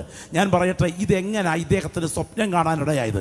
ഒന്നുകിൽ പൈശാചികമാകാം, അല്ലെങ്കിൽ മാനസിക വിഭ്രാന്തിയുടെ ഭാഗമാകാം, അല്ലെങ്കിൽ ഭാവനയിലെ ഭയമാകാം. എന്നാൽ ഇതുപോലല്ല ഞാൻ പ്രസംഗിക്കുന്ന നസറേയനായ യേശു നരകത്തെക്കുറിച്ച് പറഞ്ഞത്. ആകാശവും ഭൂമിയും മാറിയാലും മാറ്റമില്ലാത്ത ദൈവത്തിൻ്റെ വചനത്തിൽ എൻ്റെ രക്ഷകൻ ഉറപ്പായി പറഞ്ഞു, അവിടെ എല്ലാവരും തീ കൊണ്ട് ഉപ്പിടും. സ്തോത്രം. മീൻ ഉറക്കിടുന്നത് കണ്ടിട്ടുണ്ടല്ലോ. ഒരു മീൻ അങ്ങോട്ട് വയ്ക്കും, ഉപ്പ് പൊതിയും, അതിനുശേഷം മീൻ വയ്ക്കും, ഉപ്പ് പൊതിയും. ഇങ്ങനെ ഊറക്കിടുന്ന ഉപ്പ് ഉപ്പ് പോലെ ആത്മാക്കൾ തീക്കകത്ത് പുതച്ചു വയ്ക്കപ്പെടുന്ന സ്ഥലം പറുദീസയിൽ അല്ല, നിത്യ നരകത്തിലാണെന്ന് യേശു പഠിപ്പിച്ചെങ്കിൽ ആ നിത്യ നരകം എന്നിൽ നിന്നും മാറ്റാനാണ് എൻ്റെ രക്ഷകൻ കാൽവറിയിൽ മരിച്ചത് എന്ന ബോധ്യം അകത്ത് ഭരിക്കുന്ന ദൈവമക്കൾ ഇന്ന് രാത്രി ഇരിക്കുന്ന ഇരിപ്പിൽ രണ്ട് കൈകളും ഉയർത്തി യേശുവേ എന്നൊന്ന് ശബ്ദം ഉയർത്തി പറയണം. പോരാ ശബ്ദം ഉയർത്തി പറയണം. ഇന്ന് രാത്രി ദൈവത്തിന് പരിശുദ്ധാത്മാവ് ആഴത്തിൽ ചില വ്യക്തികളോട് ഇടപെട്ടുകൊണ്ടിരിക്കുന്ന രാത്രിയാണ്. വി ആർ കൃഷ്ണയ്യരെ നിങ്ങൾക്കറിയാമോ? ഭാരതം കണ്ട കരുത്തുറ്റ ബുദ്ധിരാക്ഷസൻ. അദ്ദേഹം എഴുതിയ വാക്കുകൾ ഇങ്ങനെയാണ്: എൻ്റെ ഭാര്യയുടെ മരണം വരെ ഞാനൊരു നിരീശ്വരവാദി, എൻ്റെ ഭാര്യയുടെ മരണാനന്തരം ഞാനൊരു ഈശ്വര വിശ്വാസി. കിട്ടിയിടത്തോളം തെളിവുകളുടെ വെളിച്ചത്തിൽ പറഞ്ഞാൽ ഉറപ്പായി പറയുന്നു, മരണം മനുഷ്യ ജീവിതത്തിൻ്റെ അന്ത്യമല്ല, മറ്റൊന്നിലേക്ക് പ്രവേശിക്കുന്ന വാതിലാണ്. ഈ ദൂത് ഇന്ന് രാത്രി കേട്ടുകൊണ്ടിരിക്കുമ്പോൾ നിത്യത സത്യമാണെന്ന് പറയാൻ എൻ്റെ ദൈവം എൻ്റെ കണ്ണ് തുറന്നിട്ടുണ്ടെങ്കിൽ നിത്യ നരകം എനിക്കൊരു അറസ്റ്റ് വാറന്റായി കിടക്കരുത്, പറുദീസ എൻ്റെ അവകാശമാകണം എന്ന് കൊതിക്കുന്ന ദൈവമക്കൾ ഈ രാത്രി ശബ്ദമുയർത്തി പ്രാർത്ഥിച്ചു തുടങ്ങട്ടെ. എല്ലാം നാവിൽ നിന്നും പ്രാർത്ഥനയുടെ ശബ്ദം ഉയരട്ടെ. നിരവധി സംഭവങ്ങൾ എനിക്ക് പറയാനായിട്ടുണ്ട്. പ്രിയപ്പെട്ടവരെ, റെയ്മൻ മൂഡി എന്ന ഒരു നിരീശ്വരവാദിയുണ്ട്. അദ്ദേഹം ദൈവാസ്തിക്ക് നിഷേധിയായിരുന്നു. ദൈവവിശ്വാസിയായി മാറാൻ കാരണം മരണത്തോടടുത്ത സമയം ഒരു ബോഡിയിൽ നടത്തിയ ഡ്രസ്സിങ്ങിൻ്റെ സമയം ആ വ്യക്തിയുടെ കൺപോളകൾ തുറന്നു വരുന്നത് നേഴ്സ് ഓടിച്ചെന്ന് ഡോക്ടറോട് പറയുകയും ഡോക്ടർ വന്ന് പ്രഥമ ശുശ്രൂഷകൾ ചെയ്തതിന് ശേഷം ഈ ആളിൻ്റെ കണ്ണ് തുറന്നു വരികയും ഇദ്ദേഹത്തോട് ചോദിച്ചപ്പോൾ, അങ്ങ് എന്നെ ടെസ്റ്റ് ചെയ്തുകൊണ്ടിരിക്കുമ്പോൾ എൻ്റെ ശരീരത്തിനകത്തുനിന്ന് ഭാരം കുറഞ്ഞ രൂപത്തിൽ ഞാൻ പുറത്തിറങ്ങിയെന്നും അങ്ങനെ ഞാൻ യാത്രയ്ക്കായി സജ്ജമായി എന്നും അങ്ങനെ മറ്റൊരു വാതുക്കലെത്തിയെന്നും എന്നോട് മടങ്ങിപ്പോകൂ എന്നൊരു ശബ്ദം കേൾക്കായി വന്നു എന്നും അദ്ദേഹം വിശദീകരിച്ച വിശദീകരണങ്ങൾക്ക് നടുവിൽ 100ഓളം മരിക്കാൻ കിടക്കുന്ന ബോഡികളിൽ നടത്തിയ പരീക്ഷണ റിപ്പോർട്ടിൽ ഇദ്ദേഹം ഇങ്ങനെ കുറിച്ചു: കിട്ടിയിടത്തോളം തെളിവുകളുടെ വെളിച്ചത്തിൽ ഒരു കാര്യം ഉറപ്പായി പറയുന്നു, മരണം അന്ത്യമല്ല, അത് മറ്റൊരു ലോകത്തിലേക്ക് പ്രവേശിക്കുന്ന വാതിലാണ്. ഈ രാത്രി ഇവിടെ നിന്ന് ആരാധിക്കുന്ന ദൈവമക്കളെ, 9200 അടി പൊക്കമുള്ള മഞ്ഞു പെയ്യുന്ന ഹർമോൻ പർവ്വതത്തിൽ ഒരലക്കുകാരനും അലക്കിയാൽ വെളുക്കാത്ത വിധത്തിൽ എൻ്റെ യേശു തേജസ്സിൽ നിൽക്കുമ്പോൾ പത്രോസും യാക്കോബും യോഹന്നാനും നോക്കി നിൽക്കുന്ന സമയത്ത് മർരൂപ മലയിൽ ഏലിയാവും മോശയും വെളിപ്പെട്ടു നിൽക്കുന്നത് അവർ കണ്ടത് സത്യമാണെങ്കിൽ ഈ സാധുവായ ഞാൻ ഇന്ന് രാത്രി ആ നെഞ്ചത്തൊന്ന് കൈവച്ച് നിങ്ങൾ ആ നെഞ്ചത്തൊന്ന് കൈവച്ച് ശബ്ദമുയർത്തി പറഞ്ഞ്, ഈ സാധുവായ ഞാൻ എൻ്റെ മരണാനന്തരം എൻ്റെ രക്ഷകന്റെ സന്നിധിയിൽ തേജസ്സിൽ എത്തിച്ചേരുമെന്ന് ഉറപ്പ് പ്രാപിച്ച ദൈവമക്കൾ നെഞ്ചത്ത് കൈവച്ചിട്ട് പറയണം, എനിക്കത് നഷ്ടപ്പെടാൻ പാടില്ല. ശബ്ദമുയരട്ടെ. എല്ലാ പ്രിയപ്പെട്ടവരും ആത്മാവിൽ പ്രാർത്ഥിച്ചു തുടങ്ങിക്കാട്ടെ. എല്ലാവരും ആത്മാവിൽ പ്രാർത്ഥിച്ചു തുടങ്ങിക്കാട്ടെ. വ്യക്തിപരമായി ദൈവത്തിൻ്റെ ആത്മാവ് ഇന്ന് രാത്രി ആഴത്തിൽ ഇടപെടുന്ന രാത്രിയാണ്. യേശുവിൻ്റെ നാമത്തിൽ ജയം. നിങ്ങൾ ചിറമേൽ വെച്ചിരിക്കുന്ന ഇരുട്ടിൻ്റെ ശക്തികളുടെ മുഖം ഇന്ന് രാത്രി യേശുവിൻ്റെ നാമത്തിൽ അഴിയുകയാണ്. കർത്താവിൻ്റെ കരം ചില വ്യക്തികളെ ഇന്ന് രാത്രി വിടുവിക്കാൻ വ്യാപരിച്ചു കൊണ്ടിരിക്കുകയാണ്. നിന്റെ മേൽ വ്യാപരിക്കുന്ന ബന്ധനത്തെ ഇന്ന് രാത്രി അഴിച്ചു മാറ്റാൻ യേശുവിൻ്റെ ശക്തിയാണ് ഇവിടെ ബലത്തോടെ ചലിച്ചുകൊണ്ടിരിക്കുന്നത്. ഞാൻ ആത്മാവിൽ കാണുകയാണ്. സ്വർഗം ഈ ഗ്രൗണ്ടിന് മീതെ തുറന്നു നിൽക്കുന്നു. ദൂതന്മാർ ഇന്ന് രാത്രി ഇവിടെ കുനിഞ്ഞു നോക്കിക്കൊണ്ടിരിക്കുന്നു. കാമം, ക്രോധം, ലോഭം, മോഹം, മാദം, മാത്സര്യം, ഡംഭം, പൈശൂന്യം, വിഗ്രഹാരാധന, ചതി എന്നിവയാൽ ബന്ധിക്കപ്പെട്ട് നിത്യ നരകത്തിലേക്ക് വലിച്ചിഴക്കപ്പെട്ടിട്ടുള്ള നിന്റെ ആത്മാവിൻ്റെ മേൽ വെച്ചിരിക്കുന്ന പൈശാചിക ബന്ധനത്തിൻ്റെ കയറ് ഈ രാത്രി സ്വർഗം അഴിച്ചു മാറ്റാൻ തൻ്റെ പുത്രന്റെ ചുടുനിണം നിന്റെ മേൽ ഒഴുക്കുന്ന രാത്രിയാണ്. അത് ഈ ഗ്രൗണ്ടിൽ മാത്രമല്ല, ഇതിനെ പുറത്തേക്ക് വ്യാപരിക്കുകയാണ്. ഇത് ചന്ത കവലകളിലേക്ക് വ്യാപരിക്കുകയാണ്. ഇത് ദൈവത്തിന് സ്തോത്രം അടുത്ത വാഹനങ്ങളിലേക്ക് വ്യാപരിക്കുകയാണ്. എൻ്റെ കൂടെപ്പിറപ്പേ, നിന്റെ മേൽ വ്യാപരിക്കുന്ന പൈശാചിക ശക്തിയുടെ കെട്ട് ഇന്ന് രാത്രി സ്വർഗം അഴിക്കുന്ന രാത്രിയാണ്. ലജ്ജ കൂടാതെ ഇരിക്കുന്ന ഇരിപ്പിൽ ശബ്ദമുയർത്തി യേശുവേ എന്നൊന്ന് പറയാൻ നിന്റെ അധരം ചലിക്കുമെങ്കിൽ ഇതൊരു സാധാരണ രാത്രിയല്ല. നിന്റെ നിത്യ നരകത്തിൻ്റെ ശക്തിയെ എൻ്റെ കർത്താവ് അവസാനിപ്പിച്ചിട്ട് പറുദീസ തരാൻ ആ കരം നിനക്കായി ചലിക്കുകയാണ്. എന്നോടൊപ്പം പ്രാർത്ഥിക്കുന്ന ദൈവമക്കൾ അന്യഭാഷയിൽ പ്രാർത്ഥിക്കട്ടെ. ഗ്ലോറി ഗ്ലോറി ഗ്ലോറി ശബ്ദം ഉയരട്ടെ. പ്രാർത്ഥിക്കുന്ന ദൈവമക്കളുടെ നാവിൽ പ്രാർത്ഥന ശബ്ദം ഉയരട്ടെ. ദൈവത്തിന് മഹത്വം, ദൈവത്തിന് മഹത്വം, ദൈവത്തിന് മഹത്വം. എല്ലാ നാവുകളിലും ഒരുപോലെ പ്രാർത്ഥനയുടെ ശബ്ദം ഉയരണം, ഒരുപോലെ പ്രാർത്ഥനയുടെ ശബ്ദം ഉയരണം. നിത്യത സത്യമാ പ്രിയപ്പെട്ടവരെ, നിത്യത സത്യമാ. ഞാൻ പറയട്ടെ, ഒരു ദൈവദാസിയുടെ അനുഭവം ആ പ്രിയപ്പെട്ടവൾ ഇങ്ങനെയാണ് പറഞ്ഞത്. ഒരു പ്രാർത്ഥന നടന്നുകൊണ്ടിരിക്കുക, ഏറ്റവും പുറകുവശത്തെ കസേരയിലിരുന്ന് യോഗം കേട്ടുകൊണ്ടിരിക്കുന്ന സമയത്ത് പെട്ടെന്ന് ഈ സഹോദരി നെഞ്ച് തപ്പിപ്പിടിക്കുന്നതായിട്ട് ആളുകൾക്ക് തോന്നി. എന്തിനേറെ ചില മിനിറ്റുകൾ കഴിഞ്ഞ് ഒരു അനക്കവുമില്ല. പാസ്റ്റർ ഓടിച്ചെന്ന് കയ്യിൽ പിടിച്ചു നോക്കി, ചലനമില്ല. ദൈവത്തിന് സ്തോത്രം. നാടി നോക്കി, മിടിപ്പില്ല. വളരെ ബുദ്ധിമുട്ടാണ് ആശുപത്രി വരെ പോകാൻ ഒരു വണ്ടി പിടിക്കാൻ. എന്തായാലും നടുക്ക് കടത്തി വിശ്വാസികളെല്ലാം ചുറ്റുമിരുന്ന് പ്രാർത്ഥിച്ചുകൊണ്ടിരുന്നു. ഞാൻ ഒരു ദൂത് ഇടയ്ക്ക് കയറി പറയാം. സമയമാകുന്നതിന് മുൻപ് മരണദൂതൻ നിന്റെ ജീവന്റെ മേൽ കൈവെക്കാൻ വന്നാൽ അതിൻ്റെ കെട്ടഴിച്ചു മാറ്റി നിന്റെ ജീവനെ മടക്കിക്കൊണ്ടുവരാൻ കഴിവുള്ള ദൈവശക്തി ഇന്ന് രാത്രി വ്യാപരിക്കുന്നുണ്ട്. എന്തിന്? ഒരു കാറ് പിടിച്ചുകൊണ്ട് വരാൻ പ്രിയപ്പെട്ടവർ ഓടി. അന്നത്തെ സന്ദർഭത്തിൽ ഒരുപാട് മണിക്കൂറുകൾ ബുദ്ധിമുട്ടിന് വന്നു. പക്ഷെ കാറ് പഠിക്കൽ വന്നപ്പോഴത്തേക്കും ഇദ്ദേഹത്തിൻ്റെ കണ്ണ് തുറന്നു. ഈ സഹോദരി പറയുകയാണ്, ദൈവദാസൻ വചനം ശുശ്രൂഷിച്ചു കൊണ്ടിരിക്കുമ്പോൾ കഠിനമായ നെഞ്ചുവേദന അനുഭവപ്പെട്ടു. എൻ്റെ ശരീരം നിലത്ത് കിടക്കുന്നതും ഞാൻ എൻ്റെ രക്ഷകന്റെ സന്നിധിയിലേക്ക് ചെല്ലുന്നതും ഞാൻ നേരിട്ട് കണ്ടു. വെള്ളിച്ചിറകുള്ള മാലാഖമാർ ഒരു വലിയ സ്വർണ്ണ ഗേറ്റ് തുറന്നു വെച്ചിരിക്കുന്നു. ഞാൻ അതിലോട്ടടുക്കുമ്പോൾ എന്നെ ആരും തിരിച്ചു വിളിക്കരുതേ എന്ന് പറഞ്ഞ് ഞാൻ അങ്ങോട്ട് ചെന്നടുക്കുന്ന സമയം, സ്തോത്രം, അതിൻ്റെ വാതുക്കൽ നിന്ന ദൂതൻ ഭൂമിയിലേക്ക് കൈ ചൂണ്ടിക്കൊണ്ട് പറഞ്ഞു, നിന്റെ സമയം ഇതുവരെ വന്നിട്ടില്ല. നിന്നെക്കുറിച്ചുള്ള വാഗ്ദത്തങ്ങൾ ഇനിയും പൂർണ്ണമാകാനുണ്ട്. മടങ്ങിപ്പോകുക. ആ ശബ്ദം ഉയർന്നതും ഞാൻ ഈ ശരീരത്തിൽ തിരിച്ചു വന്നതും ഒരുപോലെയാണ്.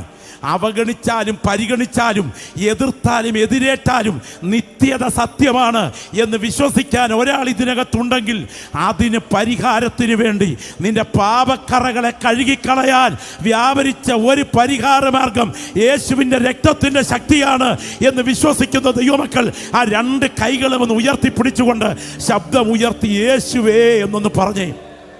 മടിക്കണ്ട, മടിക്കണ്ട, ലജ്ജ വേണ്ട. ആ രണ്ട് കൈകളും ഉയർത്തിപ്പറ, ഉയർത്തിപ്പറ, ഉയർത്തിപ്പറ. ഈ ഭൂമിയിലെ സകല ശരണമന്ത്രങ്ങളെക്കാളും എൻ്റെ രക്ഷകൻ്റെ നാമത്തിന് ശക്തിയുണ്ട് എന്ന് രാത്രി തിരിച്ചറിയാൻ കഴിയുന്നെങ്കിൽ ഇന്ന് രാത്രി ആ ഇരിക്കുന്ന ഇരിപ്പിൽ രണ്ട് കൈകളും ലജ്ജ കൂടാതെ ഉയർത്തി ശബ്ദം ഉയർത്തി പറഞ്ഞേ, ശബ്ദം ഉയർത്തി പറഞ്ഞേ. പ്രാകൃത ശരീരം വിതയ്ക്കപ്പെടുന്നു, ആത്മീയ ശരീരം ഉയർക്കുന്നു. പ്രാകൃത ശരീരം ഉണ്ടെങ്കിൽ ആത്മീയ ശരീരവും ഉണ്ട്. ഈ ദൂത് ഇന്ന് രാത്രി ഇവിടെ സംസാരിച്ചു കൊണ്ടിരിക്കുമ്പോൾ ദൈവദാസന്മാർക്ക് നേരെ ചൂണ്ടി, ആത്മാവിൽ ആരാധിക്കുന്ന ദൈവമക്കൾക്ക് നേരെ ചൂണ്ടി ഞാൻ പരിശുദ്ധാത്മാവിൽ വിളിച്ചു പറയുന്നു, നിനക്ക് കണ്ണുകൊണ്ട് കാണാൻ കഴിയുന്ന, ചെവി കൊണ്ട് കേൾക്കാൻ കഴിയുന്ന, മൂക്കുകൊണ്ട് മണക്കാൻ കഴിയുന്ന, നാക്കുകൊണ്ട് രുചിക്കാൻ കഴിയുന്ന ഒരു പ്രാകൃത ശരീരം ഉണ്ടെങ്കിൽ, ആത്മ കണ്ണുകൾ കൊണ്ട് കാണാൻ കഴിയുന്ന ഒരു പറുദീസയിലെത്തുന്ന വാഗ്ദത്ത ശരീരമുണ്ട് എന്ന് തിരിച്ചറിയുന്നെങ്കിൽ ആ നിത്യ നരകത്തിൽ നിന്ന് രക്ഷിക്കാൻ എൻ്റെ യേശു യാഗമായി എന്ന് വിശ്വസിക്കുന്നവർ കരമുയർത്തി പറഞ്ഞേ, യേശുവേ. ശബ്ദം ഉയരട്ടെ, ശബ്ദം ഉയരട്ടെ, ശബ്ദം ഉയരട്ടെ. ആ കരങ്ങളൊന്ന് ഉയർത്തിപ്പിടിച്ചിട്ട് ശബ്ദം ഉയർത്തി പറഞ്ഞ യേശുവേ. ലജ്ജ വേണ്ട, ലജ്ജ വേണ്ട. ശബ്ദം ഉയർത്തി, ശബ്ദം ഉയർത്തി. ഞാൻ ഈ രാത്രി പറയാം, ഈ ആരാധനയിൽ പങ്കെടുക്കുന്ന പ്രിയപ്പെട്ടവരുടെ കണ്ണുകൾ കാൽവറിയിലേക്ക് ഉയരണം. രണ്ട് കള്ളന്മാരുടെ മധ്യത്തിൽ കൈകാലുകൾ ആണിക്കൂണായി ഏൽപ്പിച്ചു കൊടുത്ത് തൂങ്ങിക്കിടന്ന് പിടയുമ്പോൾ, സ്തോത്രം, കണ്ടിവണ്ണ കലർത്തിയ വീഞ്ഞ് കുടിപ്പാൻ കൊടുത്ത വേളയിൽ അത് രുചി നോക്കിയാറേ കുടിപ്പാൻ മനസ്സാകാതെ ഒടുവിൽ സ്വന്തം തോളിന്മേൽ തല ചായ്ച്ചുകൊണ്ട് ദൈവത്തിന് സ്തോത്രം, ടെറ്റലസ്റ്റായി, നിവർത്തിയായി എന്ന് പറഞ്ഞ് പ്രാണനെ വിട്ട രക്ഷകന്റെ വായിൽ നിന്നും ശബ്ദം പുറത്തു വന്ന ഉടൻ തന്നെ പാതാള മേഖലയിൽ ചലനം തുടങ്ങിയെന്ന് വചനം വായിക്കുന്നുവെങ്കിൽ ഭൂകമ്പത്തിന്റെ അടിത്തറ ഭൂഗർഭത്തിലേക്ക് ശക്തി ഇറങ്ങിച്ചെന്നതാണെങ്കിൽ സകല പൈശാചിക ശക്തികളെയും ആയുധം വെപ്പിക്കുന്ന ഒരു മരണം ചരിത്രം കണ്ടിട്ടുണ്ടെങ്കിൽ അത് ഈ രാത്രി ഞാൻ പ്രസംഗിക്കുന്ന യേശുവിൻ്റെ മരണം മാത്രമാണ് എന്ന് തിരിച്ചറിയുന്ന ദൈവമക്കൾ ആ രണ്ട് കരങ്ങളും ഉയർത്തി ഒന്ന് എഴുന്നേറ്റേ. ആ രണ്ട് കരങ്ങളും ഉയർത്തി ഒന്ന് എഴുന്നേറ്റേ. ആ കരങ്ങളൊന്ന് ഉയർത്തിപ്പിടിച്ചേ, കരമൊന്ന് ഉയർത്തിപ്പിടിച്ചേ. ഇടത്തും വലത്തും നോക്കണ്ട. മുൻപിലും പുറകിലും നോക്കണ്ട. ആ രണ്ട് കൈകളും ഉയർത്തിപ്പിടിച്ച് ശബ്ദമുയർത്തി യേശുവേ എന്നൊന്ന് പറയണം. അടുത്ത പ്രഭാതത്തിൽ ദൈവമെന്നൊരു പ്രതിഭാസമുണ്ടെങ്കിൽ, ഈ മുറിയിൽ വെളിപ്പെട്ടില്ലെങ്കിൽ, ഇതുവഴി വരുന്ന ട്രെയിനിന്റെ മുൻപിൽ തലവെച്ച് ഞാൻ ആത്മഹത്യ ചെയ്യും എന്ന് പറഞ്ഞ സുന്ദര സിംഗ് എന്ന സിഖ് മതസ്ഥന്റെ മുറിക്കകത്ത് ഇറങ്ങിച്ചെന്നവനാണ് ഞാൻ പ്രസംഗിക്കുന്ന യേശുവെങ്കിൽ, ദമസ്കോസിന്റെ പടിവാതിക്കൽ തേജസിന്റെ പ്രഭയിൽ ഇറങ്ങി വന്നിട്ട് മുള്ളിന് നേരെ ഉദയ്ക്കുന്നത് നിനക്ക് നന്നല്ല എന്ന് അരുളി ചെയ്തവനാണ് ഞാൻ പ്രസംഗിക്കുന്ന യേശുവെങ്കിൽ, ഇന്ന് രാത്രി രണ്ട് കൈകളും ഉയർത്തിപ്പിടിച്ചുകൊണ്ട് ലജ്ജ കൂടാതെ യേശുവേ എന്നൊന്ന് ശബ്ദം ഉയർത്തി, പോരാ ശബ്ദം ഉയർത്തി പറഞ്ഞാൽ നിന്റെ ആശ്രയത്തിൻ്റെ മുൻപിൽ നിന്റെ മേൽ വ്യാപരിക്കുന്ന ഇരുട്ടിൻ്റെ ശക്തികളെ അഴിച്ചു മാറ്റി, നിന്റെ മേൽ വ്യാപരിക്കുന്ന മരണദൂതന്റെ കണികളെ അഴിച്ചു മാറ്റി നിനക്ക് പറുദീസ തരാൻ അവന്റെ കരം ബലത്തോടെ ചലിക്കുകയാണ്. ഈ രാത്രിയെ കരങ്ങൾ ഉയർത്തിപ്പിടിച്ചൊന്ന് പ്രാർത്ഥിച്ചേ, കരം ഉയർത്തിപ്പിടിച്ചൊന്ന് പ്രാർത്ഥിച്ചേ. യേശു ക്രിസ്തുവിൻ്റെ സന്നിധാനവും അവൻ്റെ വല്ലഭത്വത്തോടുകൂടിയ മഹത്വവും വിട്ട് നിത്യനാശം എന്ന ശിക്ഷാവിധി അനുഭവിക്കുന്ന ഒരു തുള്ളി വെള്ളത്തിനായി പിടയുന്ന നരകത്തിൽ ആത്മാക്കളുടെ നിലവിളി ഉയരുമ്പോൾ അതിൽ ഞാൻ കൈവിടപ്പെടരുത് എന്ന് കൊതിക്കുന്നവർ കരങ്ങൾ ഉയർത്തിപ്പറ, യേശുവേ എൻ്റെ ജീവനെ ഞാൻ നിന്റെ കൈകളിൽ തരികയാണ്, എന്നെ ഈ രാത്രി നിത്യതയ്ക്കായി കൈക്കൊള്ളണമേ. പ്രാർത്ഥിച്ചാട്ടെ, ശബ്ദം ഉയർത്തി പ്രാർത്ഥിച്ചാട്ടെ. Glory, hallelujah. ശബ്ദമുയരട്ടെ, ശബ്ദമുയരട്ടെ, ശബ്ദമുയരട്ടെ. കരിക്കൻവില്ല കുലക്കേസിലെ ഒന്നാമത്തെ പ്രതിയായ മദ്രാസിലെ മോനെ കഴുകിയ യേശുവിൻ്റെ രക്തം ഇന്ന് രാത്രി ഞങ്ങൾ ഇവിടെ പ്രസംഗിച്ചുകൊണ്ട് നിൽക്കുമ്പോൾ ചില വ്യക്തികളെ കഴുകാൻ ഈ ഗ്രൗണ്ടിൽ ബലത്തോടെ വ്യാപരിച്ചു കൊണ്ടിരിക്കുകയാണ്. ആഗ്രഹിക്കുന്നവർ ആ കരങ്ങൾ നെഞ്ചോടൊന്ന് ചേർത്ത് വെച്ച് ശാന്തമായി ഒരു പാട്ടിൻ്റെ ചരണങ്ങളൊന്ന് പാടിക്കാട്ടെ. എല്ലാ പ്രിയപ്പെട്ടവരും ഒരുപോലെ പ്രാർത്ഥനയുടെ ശബ്ദം ഉയരണം.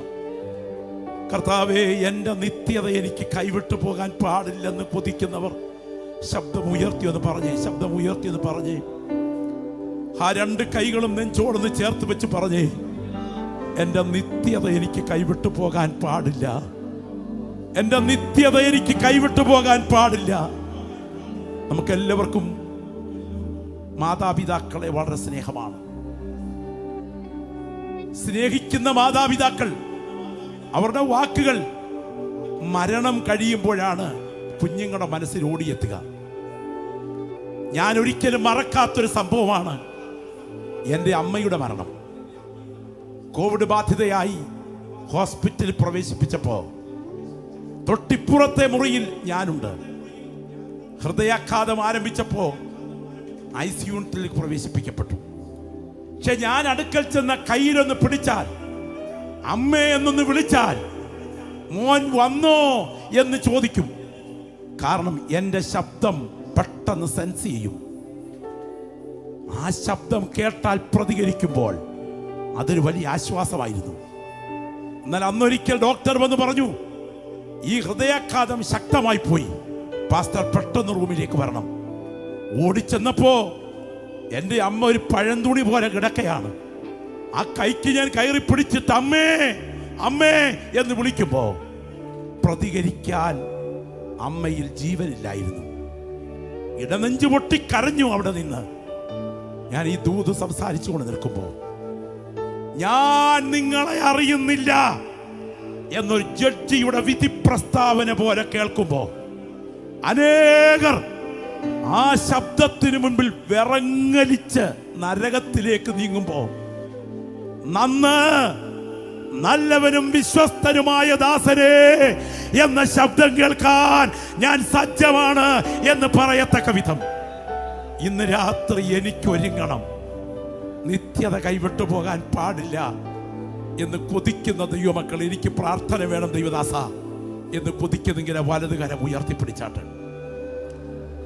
ഞാൻ നിങ്ങൾക്കായി പ്രാർത്ഥിക്കാൻ പോകുകയാണ്. എൻ്റെ പ്രിയരെ, തട്ടിപ്പറിച്ചതും വെട്ടിപ്പിടിച്ചതും പറ്റിച്ചെടുത്തതും ഒപ്പിച്ചെടുത്തതുമെല്ലാം ഇവിടെ അവസാനിപ്പിച്ചിട്ട് ഇന്നല്ലെങ്കിൽ നാളെ മരണത്തിന്റെ വിളിക്ക് മുൻപിൽ പറുദീസയുടെ കവാടത്തിലെത്തുമ്പോ ഞാൻ നിങ്ങളെ അറിഞ്ഞിട്ടില്ല, അധർമ്മം പ്രവർത്തിക്കുന്നവരെ എന്നെ വിട്ടു പോകുവീൻ എന്ന ഒരു ജഡ്ജിയുടെ വിധി പ്രസ്താവന പോലെയുള്ള ശബ്ദം മുഴങ്ങാതെ എൻ്റെ രക്ഷകൻ എൻ്റെ ശബ്ദം തിരിച്ചറിയണം എന്ന് കൊതിക്കുന്നവർ ധൈര്യമായ കരമുയർത്തിപ്പിടിച്ചു. ഞാൻ ഈ ദൂത് ഇന്ന് രാത്രി നിങ്ങൾക്കായി വിളംബരം ചെയ്യുകയാണ്.